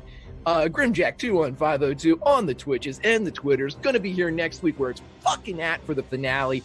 But before then, you can catch me on my own channel, Grimjack21502, Saturday, 9 o'clock after I'm on Learn by Play from 6 to 9 on D&D. You can come over to my channel, see a little Pulp Cthulhu, little bonus action where we get to meet Pete Abraham, the local alderman, the following night on the regular channel, 7 to 9. And coming to my channel later this month, Firefly, the role-playing game. Let's take back the black, everybody. But until then, I'll see you all next week where Jolly is going down fucking swanging. Let's do this. Great stuff. Don. Yeah, I loved it. I don't know what to say. It was terrifying and action-packed, and I love all the twists. I want to say that I never saw Martin Poole betraying us coming, but just something about his voice, I kind of felt it. I had a great time. I can't believe that we're at the finale of the season already, but I'm really looking forward to seeing what you have in store for us. You can follow me on Twitter at Donathan Fry, where I'll share stuff that I write, stuff that I create, comics, other things, podcasts. Just follow me there and you'll see me. Great stuff. Thank you, Don. Last but not least, Redundant. Yeah. Again, brilliant. It was a hell of an episode. A lot happening. We got hit hard with some sanity checks. We got hit hard by everything, combat, everything you can possibly think of. We got hit hard by it. And it just sets up the last nail-biting finale for next week. And it's certainly, this I'm going to go out on the limb here and say this is the best role-playing group you will ever find in the entire world. And you can quote me on that. So you really, so really modest. don't want to... Oh, well, modesty is my middle name. But you really don't want to miss out next week. Really don't. Myself, I'm Redundant UK. You can find me on Twitch with Redundant UK and also on Twitter, Redundant_UK. And in addition, am I allowed to plug the podcast I do, Will? Yeah, oh yeah, feel free, man. I always like to ask, just to be on the safe side. You didn't mention it for about 2 years. The one that we didn't know about for forever, and then you just dropped on Pretty us. much, yeah. Okay, cool. So essentially, I'm on a podcast called The LARP Book. We focus on LARPing, which is live action role playing. And this weekend, I'm going to be going to a LARP called Twilight Realms. LARP Book is going to be there in full force. We're going to get interviews. Hopefully, we're going to get video of combat, pictures. Fingers crossed, you'll see me swinging my sword and saving people and stuff like. Probably not. No, we're going to die, but it'll be a laugh. So check out LARP Book Podcast on larpbook.com. Check them out too for all your LARPing needs and photos and videos of the weekend coming up. Absolutely, yes, indeed. We hurt you because we love you. We always hurt the ones that we're closest to. It's because I love these guys that I feel fine with hurting them so much. As I will next week in the finale. Things are gonna get brutal next week. If you thought today was bad, it's been going that way for a while. So I can't wait for next week. Personally, it's gonna be exciting to see what happens with the party here. Who takes whose side? Who will live? Who will die? Who will just go fucking insane? It's all on the cards. So let's see what happens next week. We're gonna go play the next game load, but until next time, try not to draw too many net ones. We're gonna be laughing when you do. Good night, everybody. Bye.